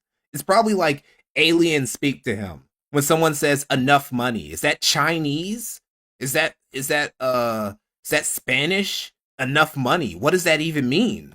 are. Like, who the fuck would ask their fans? Like, you're sitting there making more money than 99% of the fucking population of America and your subscribers. And you're like, hey, man, I know. Like, no, fuck you. You chose to do YouTube. If your channel goes down, suck it up and go back and work your other job. That's the fucking battle of that's the beast. That's how it works. That's what you accept here. My channel could go down at any moment. And then, you know what? What am I going to do? That's how it works. Now, that's what you're saying this is different for him because he's monetizing, he's getting all this ad money. Whereas if it was completely, subscriber based or completely subscription based, you know what I mean? Like, some people aren't, you know what I mean? Like, that's kind of my philosophy too. If you're a millionaire, but you're a millionaire based solely off of fan support, this is kind of why I give dudes like the casino niggas, I give Worski and PPP a pass, because they are, and this is something that Rekieta was making fun of them, because Rekieta, he had that big Rumble deal, and he was making fun of Worski and PPP for being completely fan funded and saying that they were stupid. I don't know, they're not so stupid now. That Rumble deal ain't paying it off like it used to, huh? Mister, I gotta post on Rumble on locals just to make any money. Mister, I can barely get a couple hundred people to show up on my stream. Bet you wish you had built a dedicated audience to support you now, don't you? But no, I give dudes like that a pass because that's literally the model they chose. But if you are mainly making your money off AdSense and it's already making you millions of dollars, it really doesn't make any sense to also want to double dip and ask for people to join your Patreon or your Subscribe Star too, when you're already making hand over fist 7-figure a year money off of YouTube AdSense and super chats and whatever the fuck. And he had a Rumble deal. I don't know if you have... Well, no, the Rumble shit would be in 2023. But you guys get what I'm saying, though. Yeah. That's what I'm just, fleshing out. Yeah, but I mean, yeah. Okay. Monetize, bro. All right, now what do you say to that, Quarter? Fan funding is the best way because it's like, even if you fail, let's say you fail from the fan funding, it's 100% deserved. See, if you're funded by AdSense or you're funded by a deal, well, your future is now at the whim of whoever, of just like you not being demonetized or the company that's giving you this deal or is giving you sponsorship money to continue fucking with you. But if you're completely fan funded, well, as long as you built your audience organically, you have nothing to fear except, fucking up and fucking up your own shit, right? Again, if the casino ends up if they fall apart and they end up not making any money, well, that's 100% on them for scaring their audience away, right? You should have kept fucking with your audience and shit. Well, I would say that what amount of money is okay to make as a man telling another man? I mean, this might have been my primary critique. That's not the point of the argument. He's not asking how much money is enough, which, again, that's even a crazy question to even ask. He's saying you don't need to fucking pilfer and pillage your audience for even more money when you're already making so much without even needing to ask them in the first place? Let me finish. I'll let you finish. I don't interrupt you. All right, fair enough. I'm saying my primary critique of your video is, look, if you would have made the point, hey, I don't like that a big YouTuber has a Patreon.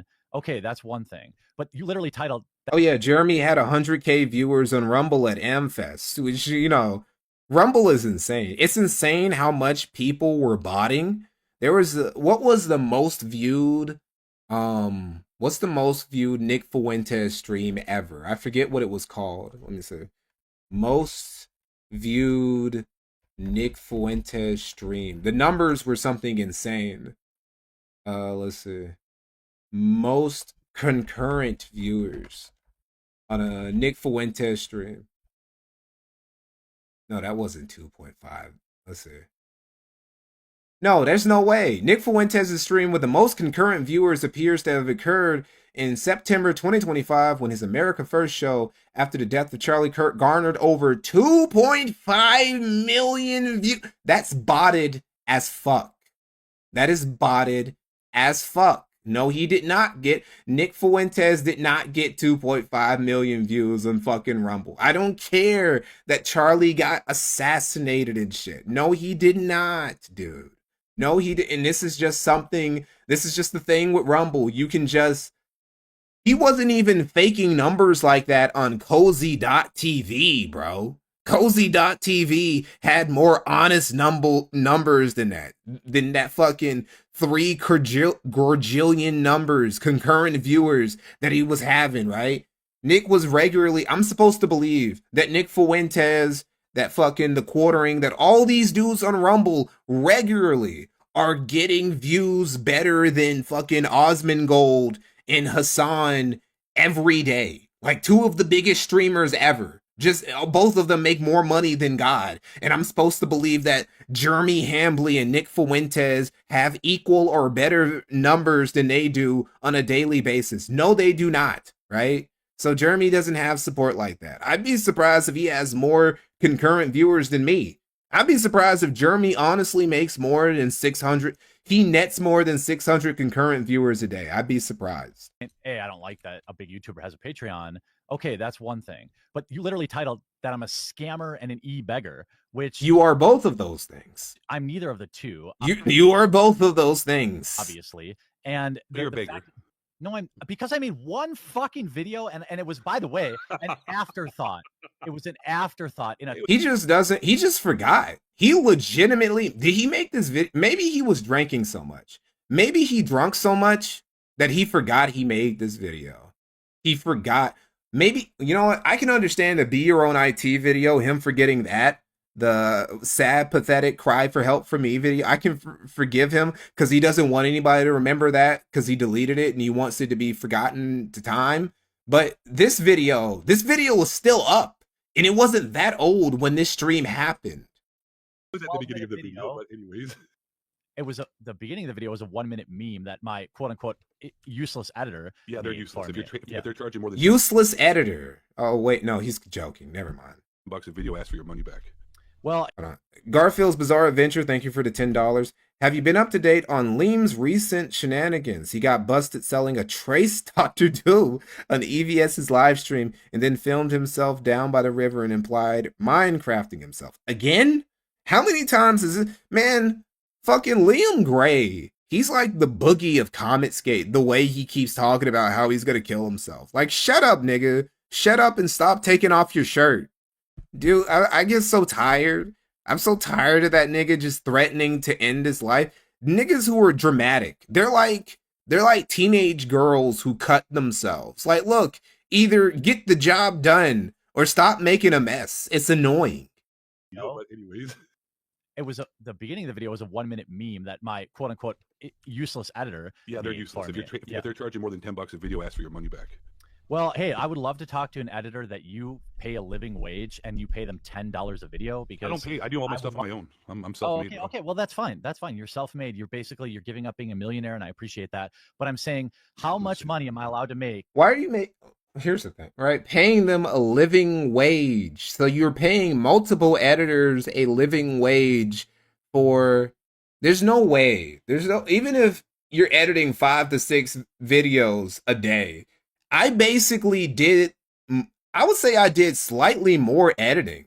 Yeah, I think I did more work for Josh Moon when we were doing the Julays, when I was doing those clips for the locale of the year, than the average editor, than like the average work day for an editor for the quartering does in a day, trying to edit down his 4, 5, 6 videos that he gives them or whatever. And there's no way, I would never tell Josh, hey bro, you owe me, I don't know how much, $25, $30 an hour for that. That'd be fucking ridiculous, dude. How much money? You're allowed to make as much money as you want, but when you ask your other people for money to pay you, then you're begging. I don't care how much you want to make. Like I said, you can make 50 videos, upload it to YouTube every day, all day, as long as you're not causing hurt or like, hate on people or like, or injuring, whatever, like promoting anything, whatever. I can't think promoting. Yeah, you know what I'm saying? Like, that's fine, man. I don't care. I mean, I just like to tease you about, how you drag your videos out for 18 minutes and talk so slow. And I haven't done an 18-minute video in hyperbole here. Hyperbole. Yeah. Okay. But You also mentioned alcohol rotting his brain. He has to do that now. He's gonna have to start doing the 18-minute shit because YouTube likes longer content now. YouTube doesn't just do. See, Quartering's content was tailor-made to game the system as much as he could back in the day because YouTube loved it, really rewarded frequency, and it really rewarded videos that stayed in that 10-minute sweet spot, so to speak. It doesn't do that anymore. A lot of that is due to AI slop. AI slop has forced Neil Mahan. Neil Mahan is the only Indian on earth who hates AI. He hates what AI is doing to his website because it's hard. They fucking game the system. They fuck up the algorithm. They fuck up the ad money that Google makes and shit. So he's been changing all these policies basically to just disincentivize or just get rid of altogether AI content and shit, to the point of just mass deleting channels that are suspected of being AI. That might be the first time. This might be the first time where the Quartering's channel really is under attack, really is in danger, because Neil Mahan's new algorithm, his new AI bots, they might detect Quartering's channel and think that he's doing AI shit, because that's basically what it feels like. So yeah, he might have to switch it up in the future if he wants to stay relevant. I think on Twitter or something like that. Of course, yeah. I also have Asperger's. Yeah, that too. Maybe I do actually. I don't know. I asked if you have Asperger's because if you do, I will stop trolling you because I'm not trying to make fun of people who have like a mental. Look, me and fucking what's her name? Greta Thunberg. We're in the same. We're both the same mentally. But like my big a lot of people email. We share a lot of subscribers. And a lot of people are like, oh, you're going to reply to this? No, I'm not going to reply to this because the title of your video is, while I appreciate a good clickbait video, because 100%. Obviously my titles are clickbait, but there are some 12-hour videos about Star Wars Episode 1. Oh, let me show you the craziest shit. This is something that Mahler put out. I'm sure some of you guys have seen it. I have not watched it because I have too much time. I got too much shit I got to do. I can't even just play it in the background. He made the Star Wars Outlaw review. It's 18 hours long. Like literally. It's not 18 minutes. That is 17 hours and 38 minutes. It is not just him. It's like actually he wrote a script. He wrote a script and he clipped this shit together. Right? And look, dude, the algorithm loves this shit. He got 1 million views, right? He got 1 million views. So if this shit is fully monetized, he's making some good fucking chunk of change off of a fucking 17 plus hour video with 1 million views, right? And this is what the algorithm, this is the new shit that it eats up. This is the new slop. We got endurance slop now. No offense to Mahler, but that is his model. And this is what the content fucks with now. Literally the polar opposite of the type of content that the Quartering makes. And that's why he's struggling now. The idea that you call me a fucking scammer and an e-beggar. What about what I do is a scam? That you just self-admitted you enjoy a good clickbait. I added that on for, that's 90% of views on video are title and thumbnail. You know that. I know that. Yeah, but I just don't like when third stream on Quartering, 6 more and you'll have matched Rich. Oh, I got to break his record. I don't even know if I have enough content. I don't even know if I have enough content to squeeze out 6 more Quartering streams. some dude. I don't know how Rich did that. Like literally, Jeremy stubbed his toe and he would get on stream and talk about it for like 2-3 hours. It was insane. It was he's actually mentally ill, that guy. Okay, you know what? Here, okay, this is as much. Okay, this is as much as I'm going to take. This is as much as I'm going to give right now. I'm going to go to the video and I'm going to take off scammer right now. How about that? I'll just put e-beggar because I totally believe that. But this is as much. That's fair. You could say that. That was wrong. You should have kept scammer. He is a scammer, 100%. Yeah, that backs your. Yeah, that's okay. You That's, know, I that's think as far as I'm You'll going to take go. e-beggar, but you won't take scammer. Is that what you're telling us, Quarter? Well, I'm saying, the God damn it, Ralph. You sound My fucking voice is sick. fucked. Yeah, I know. I've been sick, man. I apologize. There we go. Okay, is an e-beggar. Okay, I changed the title to the quartering is an e-beggar. There we go. Yeah, okay. That I would argue that you have merit in saying that. In your opinion, I make the quartering has been money. crowned an e-beggar here. You, this did not go the. I would have changed my fucking Twitter handle. This did not go the way. I don't think this went the way you thought it was going to go, though. I think. Well, it was fun. No, I knew it was going to be fine because I've seen your other videos, and I get why people want to poke at me because I react. But at the same time, like, I don't let people talk shit about me. I don't care if you have 1 subscriber or 10,000 subscribers. I'm going to react to that. I'm going to reply. No, you didn't react to my shit. Somebody asked you about it. Somebody asked you, hey, Quartering, did you see that high quality documentary about you? It was very well sourced, well researched. And he's like, oh, some trolls trying to trick me into watching a hit piece. Now, I guess you didn't want to react to my shit, huh? And if you have a problem with a large channel having a Patreon, that's a different conversation. But that's a conversation that isn't necessarily about the quartering. That's about Young Yeah or Skilla or Angry Joe or literally anybody with I more. like Angry Joe. I got no problem with them as their content creators. But if you have a Patreon and you're making that kind of money, if people like oh yeah, Young Yeah does do that. Young Yeah, hold on, let me see.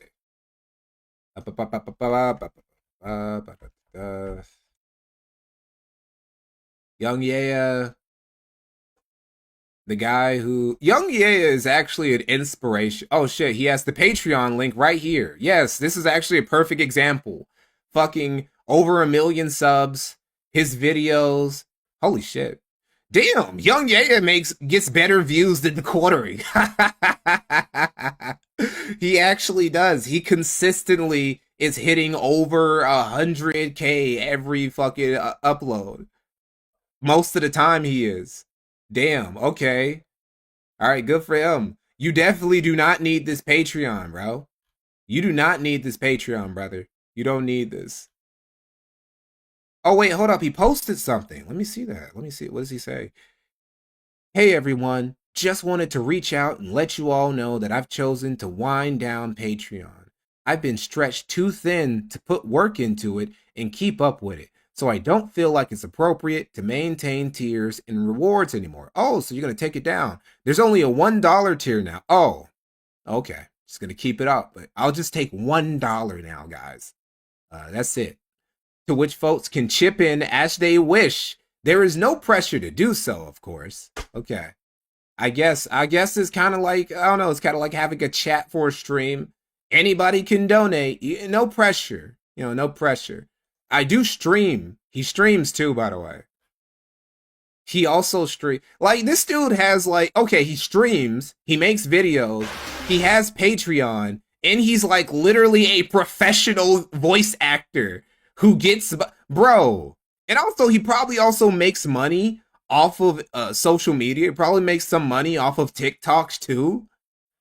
I mean, whatever, bro. He gamed the system. That's kind of grifty, though. I'm not gonna lie. You start asking for money from other people. I mean, like if you start asking for money from other people. What about my Dude is getting paid by Sega to ruin characters. I do that twice a year. What about my fundraisers for exclusively games? Is that what's that? Say it again. Exclusively games. Twice a year. Yeah, twice a year. Oh, he's about to bring up exclusively games.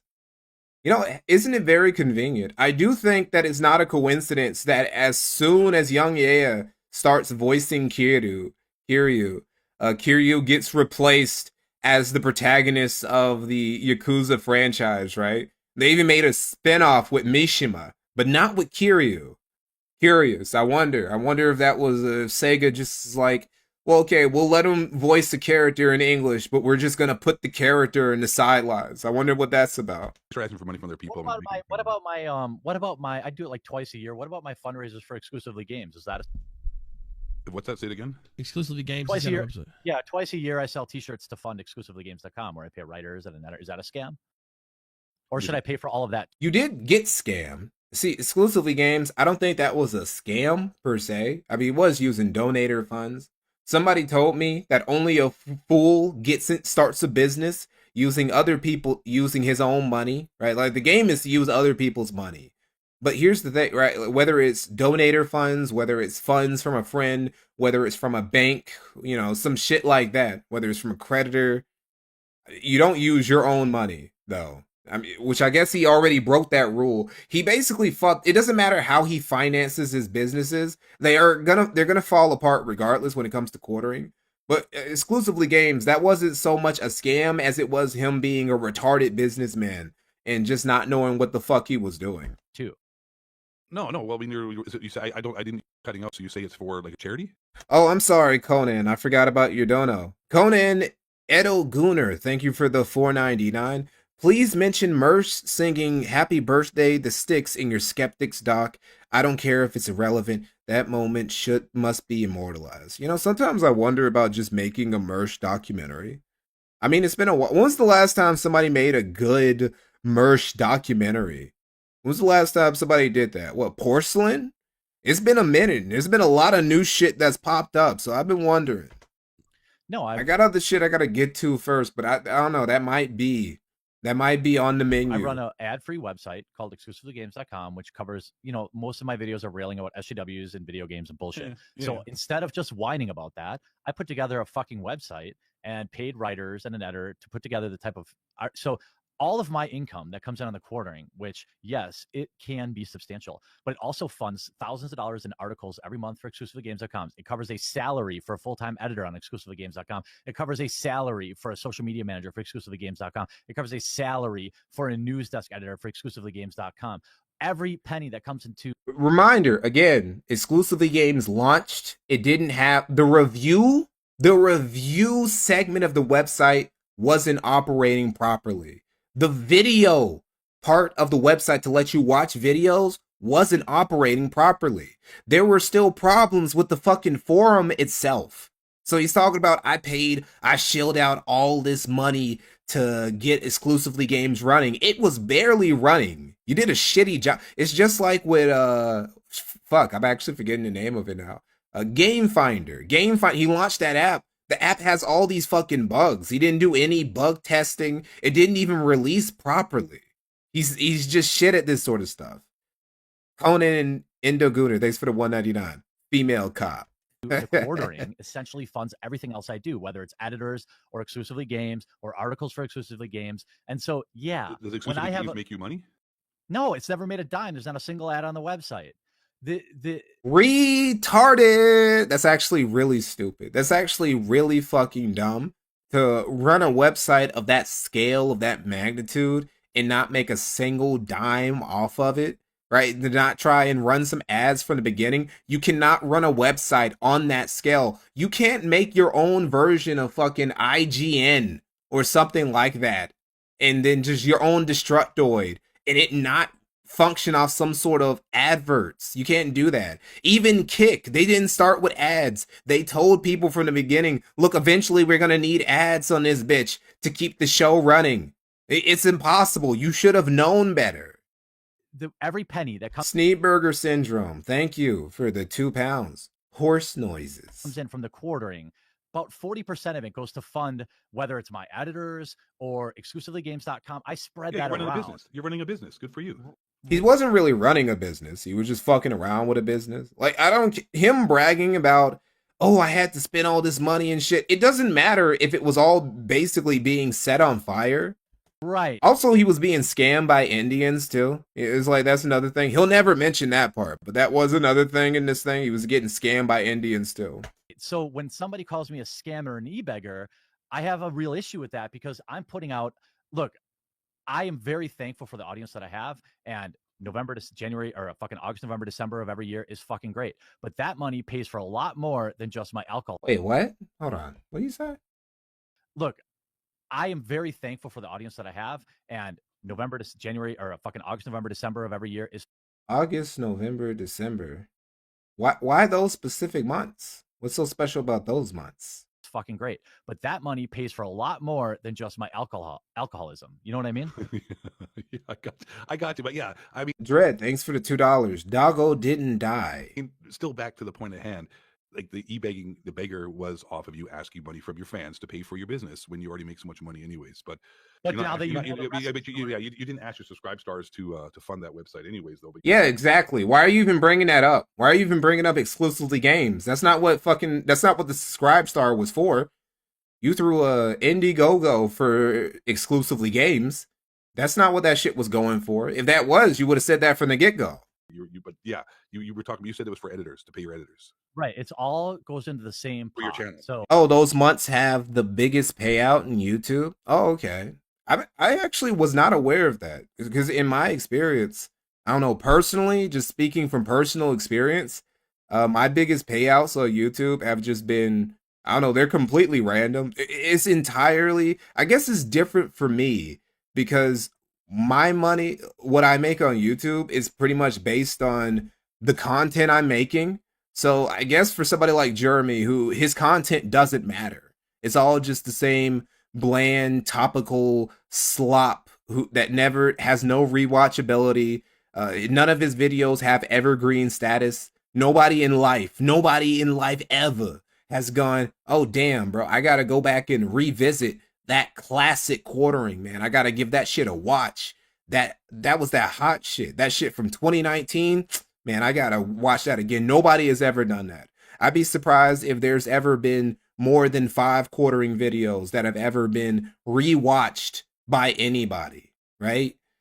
So for him, yeah, it would be entirely dependent on trends and what the algorithm pushes. But for somebody like me who puts out, or I try to put out actual content, right? Like what I get paid by YouTube is entirely dependent on the quality of content I put out and how much people like it.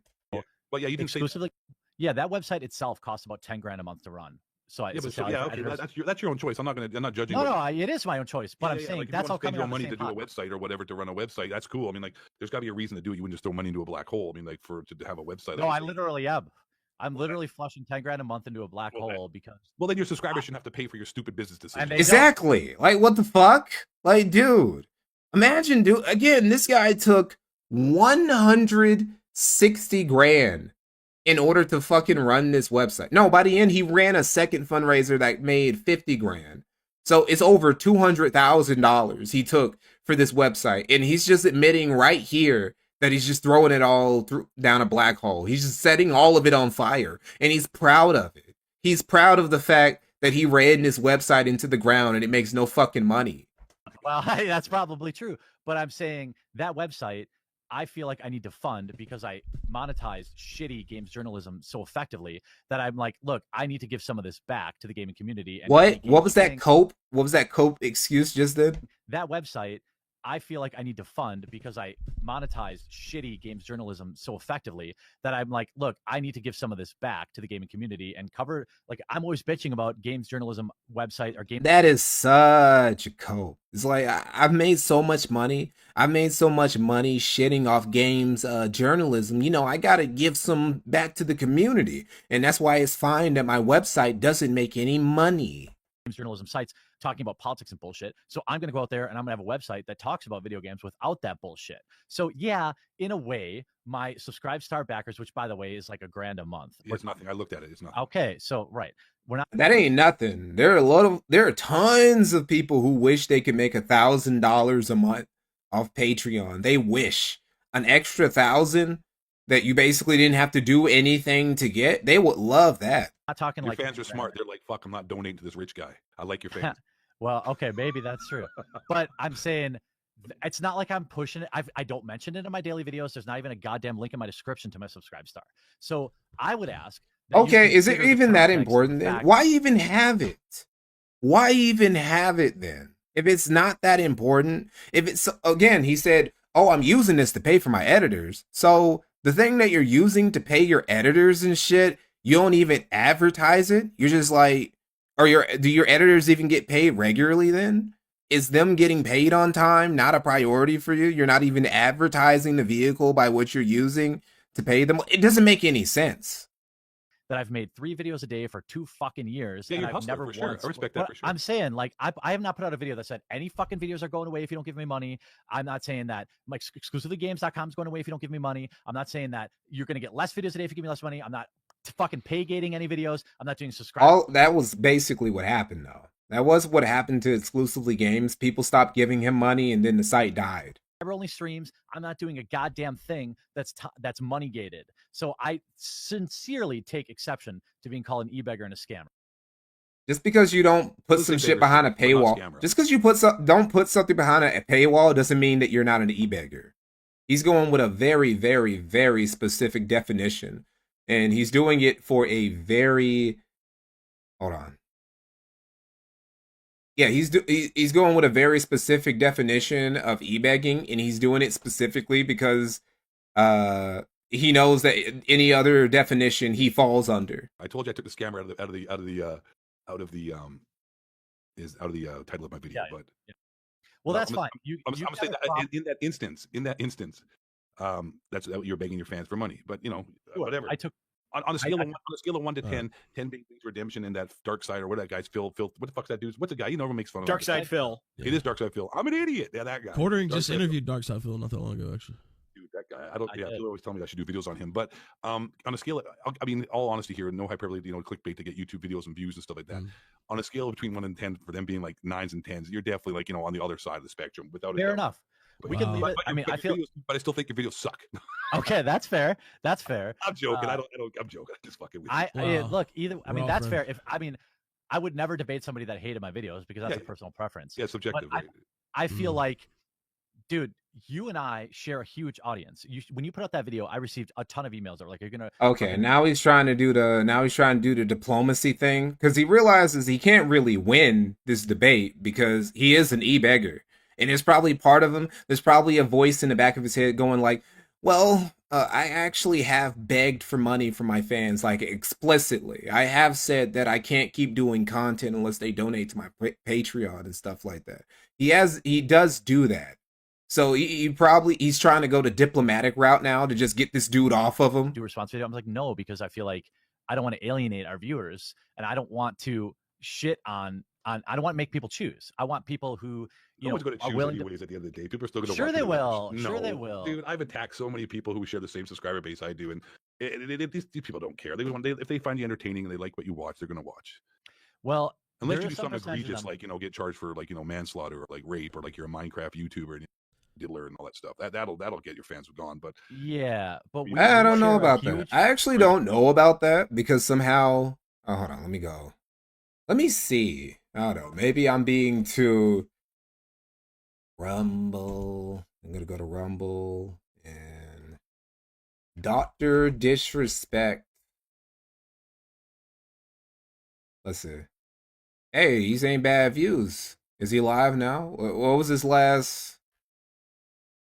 I don't know. Apparently no. Apparently there are some people who are like they don't care. They don't care if you disrespect minors like Dr. Disrespect.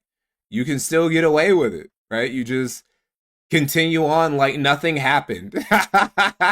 So I don't know about that. There are some people out here who they have very, very, very low standards. Cats on live. Well, it sounds like we kind of came to a positive resolution here. I don't think that might be the first time ever on the kill stream, actually, but it's the first time ever. No, I don't know. It might be. It's not the first time ever. It probably is. It is somewhat rare.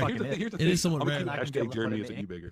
I'm not going to be able to put in the fucking in-ground pool if people don't back my subscribe start. And the thing is, unless Captain Marvel 2. He probably does have an indoor pool that he hasn't showed us yet. He probably does have that. Next year, then I'll be fucking fine. But all right, that's fine. Then we can squash that part of it. The scammer thing is what I take most exception to. I understand. Right. I understand having a problem with large channels having a subscribe start on Patreon, but I hope you'll at least, how do I say? I hope you'll at least consider. Yes. The reason that I have it is because I know the topics that I cover. It's like doesn't have to worry about fucking upsetting the wrong people. I do. And it's a very real thing. I've seen. He has never. He is again. I feel like I'm going in circles, but he tells the same lies over and over again. I have to keep correcting them, and that's that. he's never been in a position ever where he felt like YouTube was about to put that boot on his neck. Ever. He's never been in that sort of position. YouTube has never tried to censor him. YouTube has never tried to blackball him. Despite what he says, YouTube has never gone out of their way to strangle him in the algorithm. Like, you're not that big of a deal, nigga. You aren't some dissident righty from 2013 or whatever. You don't have those sorts of, you don't make that sort of content. You don't make content that raw, to even that controversial, to even require that level of response from YouTube. That doesn't happen. He's just talking now. He uses that as a talking point to get more people to donate to him. Just tell him, my channel is under attack. I need your help. That's what he's doing. That's a cry for help. That's a subtle signal to get his fans to donate more or to watch his content more or support him in some way. That's what that means. He was never in danger. Ever. All 12 of his 13, 14 of his fucking YouTube channels are still up and they're all monetized. Clammy Vagicarp, thank you for the $5. Thank you for making sure Ham Planet gets felted in the casino's absence. Completely fucked. And so, yeah, goddamn right, I'm going to give my subscribers an avenue to back me and support. I'm glad to help. I'm happy to be here. I try to cover things that they won't cover, although they will probably get back on, the Ham Planet when they get back. Support me, and I'm going to try to add additional value, whether that's through video editing or other. Nicholas Diorio says, but why does Jeremy crowdfund editors and lawsuits? Diorio's just lurking in the chat, just trying to egg shit on. All of these guys, by the way, Diorio, Augie RFC, Bo Blacks, all of these dudes, they used to orbit the kill stream back in the day. I'm telling you guys, bro, like, Ethan Ralph was a lot of these niggas' daddy for real. Like, they won't admit it now because who the fuck would want to admit that I got in the game? I got in the game because of Ethan Ralph. Ethan Ralph was an inspiration to me when I was a teenager and shit. Nobody wants to admit that, but it's true. I guess he's talking because about I can. We have talked about Yeah, what the fuck? We have I didn't start the crowdfunder in. What are you gonna? You hold the time out. You got a crowd. You didn't start the crowdfunder. Too? What the fuck, Jeremy? Here we go. Oh, yeah. God, Nick, knew what he was doing. I don't want to go down that road. We can talk about it separately. You can look it up. You don't want to go down that road? What do you mean? What do you mean you don't want to go down that road? Oh, come on. So I didn't know you have a crowdfunder too. Oh, Jesus Christ. Oh, see, 2 years ago, I think. I'm putting fucking scammer back in the title. Re-edit it.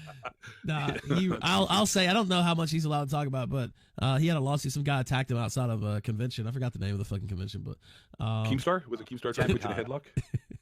It wasn't. Remember that shit? Keemstar attacked him on the kill stream, but not outside the convention. He did, yeah, he did. The funniest thing is, like, people who don't do YouTube start saying he's not making that kind of money. It's like, fuck, man. If you do YouTube, if you're a professional YouTuber, you can figure out pretty much how much everyone is making. It's pretty fucking easy. Thank you, 8 thoughts. Thank you. Well, I Corey, make a go fraction of what a guy like Coach Red Pill makes, but Coach Red Pill is the richest. Gonzalo Lira, he's the richest man. He's going by Gonzalo Lira now, according by the way. He's one of the richest YouTubers ever. Yeah, I think so rich he had to move all the way to Ukraine because his money. He was balling out of control that much. He had to move to one of the poorest countries in Europe. And he stayed. He stayed after it got invaded.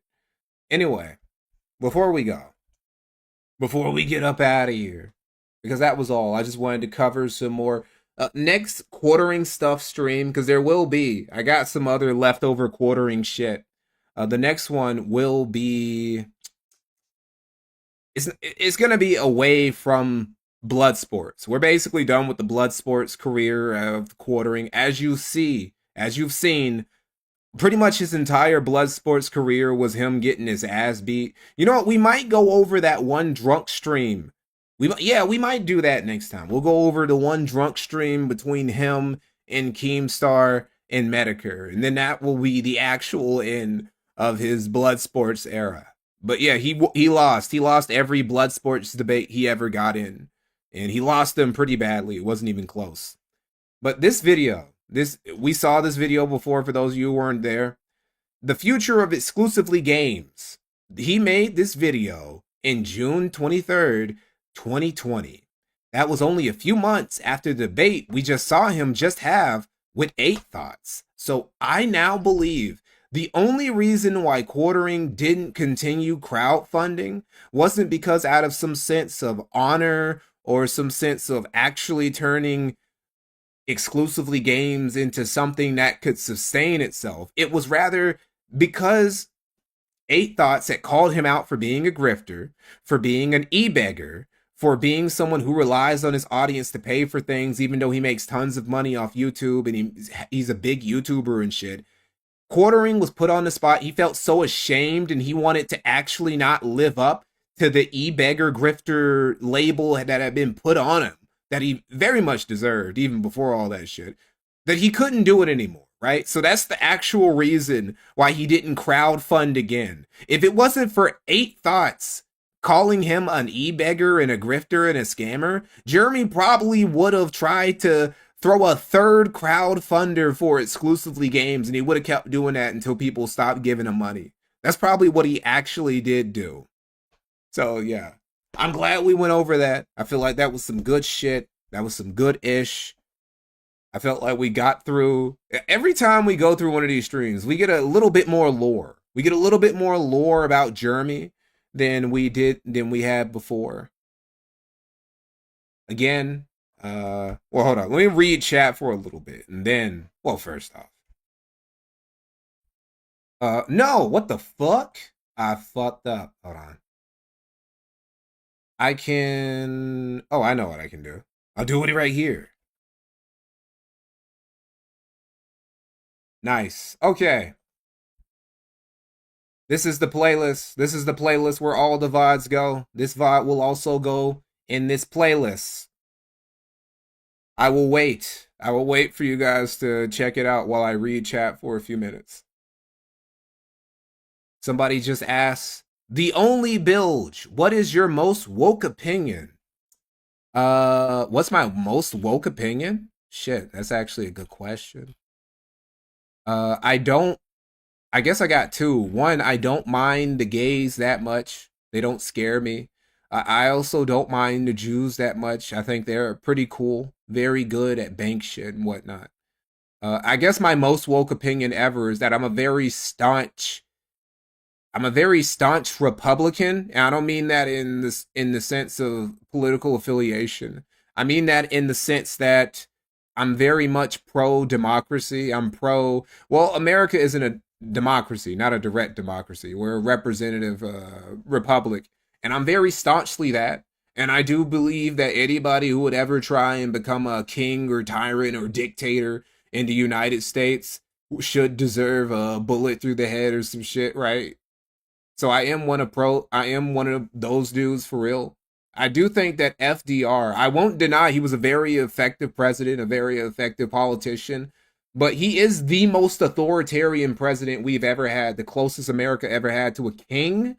And it's very interesting to me that the left never brings that up, but they'll say that Trump, who is nowhere close the authoritarian that fucking FDR was, or shit, that somebody like Abraham Lincoln was way more, again, great president, amazing politician, amazing statesman, absolutely an authoritarian, one of the most authoritarian presidents ever. Trump has never come anywhere close to Lincoln and FDR. Trans rights, human rights, Mikey? No, not really. I mean, whatever. You want to be trans or whatever the fuck you feel like. Okay. That's not really a public issue. That's a personal issue. It's kind of like, I don't know, if you want to be a dude who goes around in a dress. I'm not saying that there should be laws trying to prevent you from being a dress, but there being like special places for you to be a dress, for there to be laws saying that me calling you a dude in a dress, I don't know, I feel like that shouldn't be a thing. I feel like we should fight against people trying to make those sorts of laws things and whatnot. But anyway, I'm just yapping now. It's just random political opinions. Unsolicited. Well, I guess they aren't unsolicited because you guys did ask. I will say liberals aren't really leftists. They support capitalism. Well, they do. They say they don't, but they actually benefit from the free market even more than a lot of conservatives do. A lot of conservatives would actually, they love Trump's tariffs. They would actually really love controlled capitalist market, a mixed economy, kind of like what the Chinese have. And leftists, they literally can't live without the certain things that capitalism allows. They're just giant consumers. I'll say this, I'll say the average liberal is way more of a consumer than the average conservative and shit like that. Honestly, I wish Trump acted like a dictator, would fix things a lot faster. I mean, you would get results faster. I feel like it would create way more problems than it solved, having a president of the United States. Anyway, I'm just yapping now. So, anyway, I'm working on the next video. Very big video. It was supposed to be smaller. It's not gonna be Nick Fuentes tier. I don't think there's gonna be a single Nick Fuentes 3-hour tier documentary I make this year until I get to the Gamergate documentary, which I don't know when that's gonna be. That might be in the latter half of the year or some shit like that. But yeah, I probably won't make a single video that's going to be that long. But it will probably be an hour or an hour plus when I get to it. I'm working on it now. And I'll just be streaming regularly while I'm working on it when I, have free time. Well, I guess not free time because I want to make more streams. I want to make more streams that aren't just me reacting to shit. I want to make streams where I'm actually, I'm actually putting on a show. Kind of like, I want to do shit like this, right? I want to do more Nick Fuentes gay moments tier list. I want to do more content like that, where it's actually me putting on a show and interacting with you guys regularly, not just me react-anding it up. That wasn't a Warski call out. That's just, that's just what people call it. Anyway, appreciate you guys coming around. I will see you next time.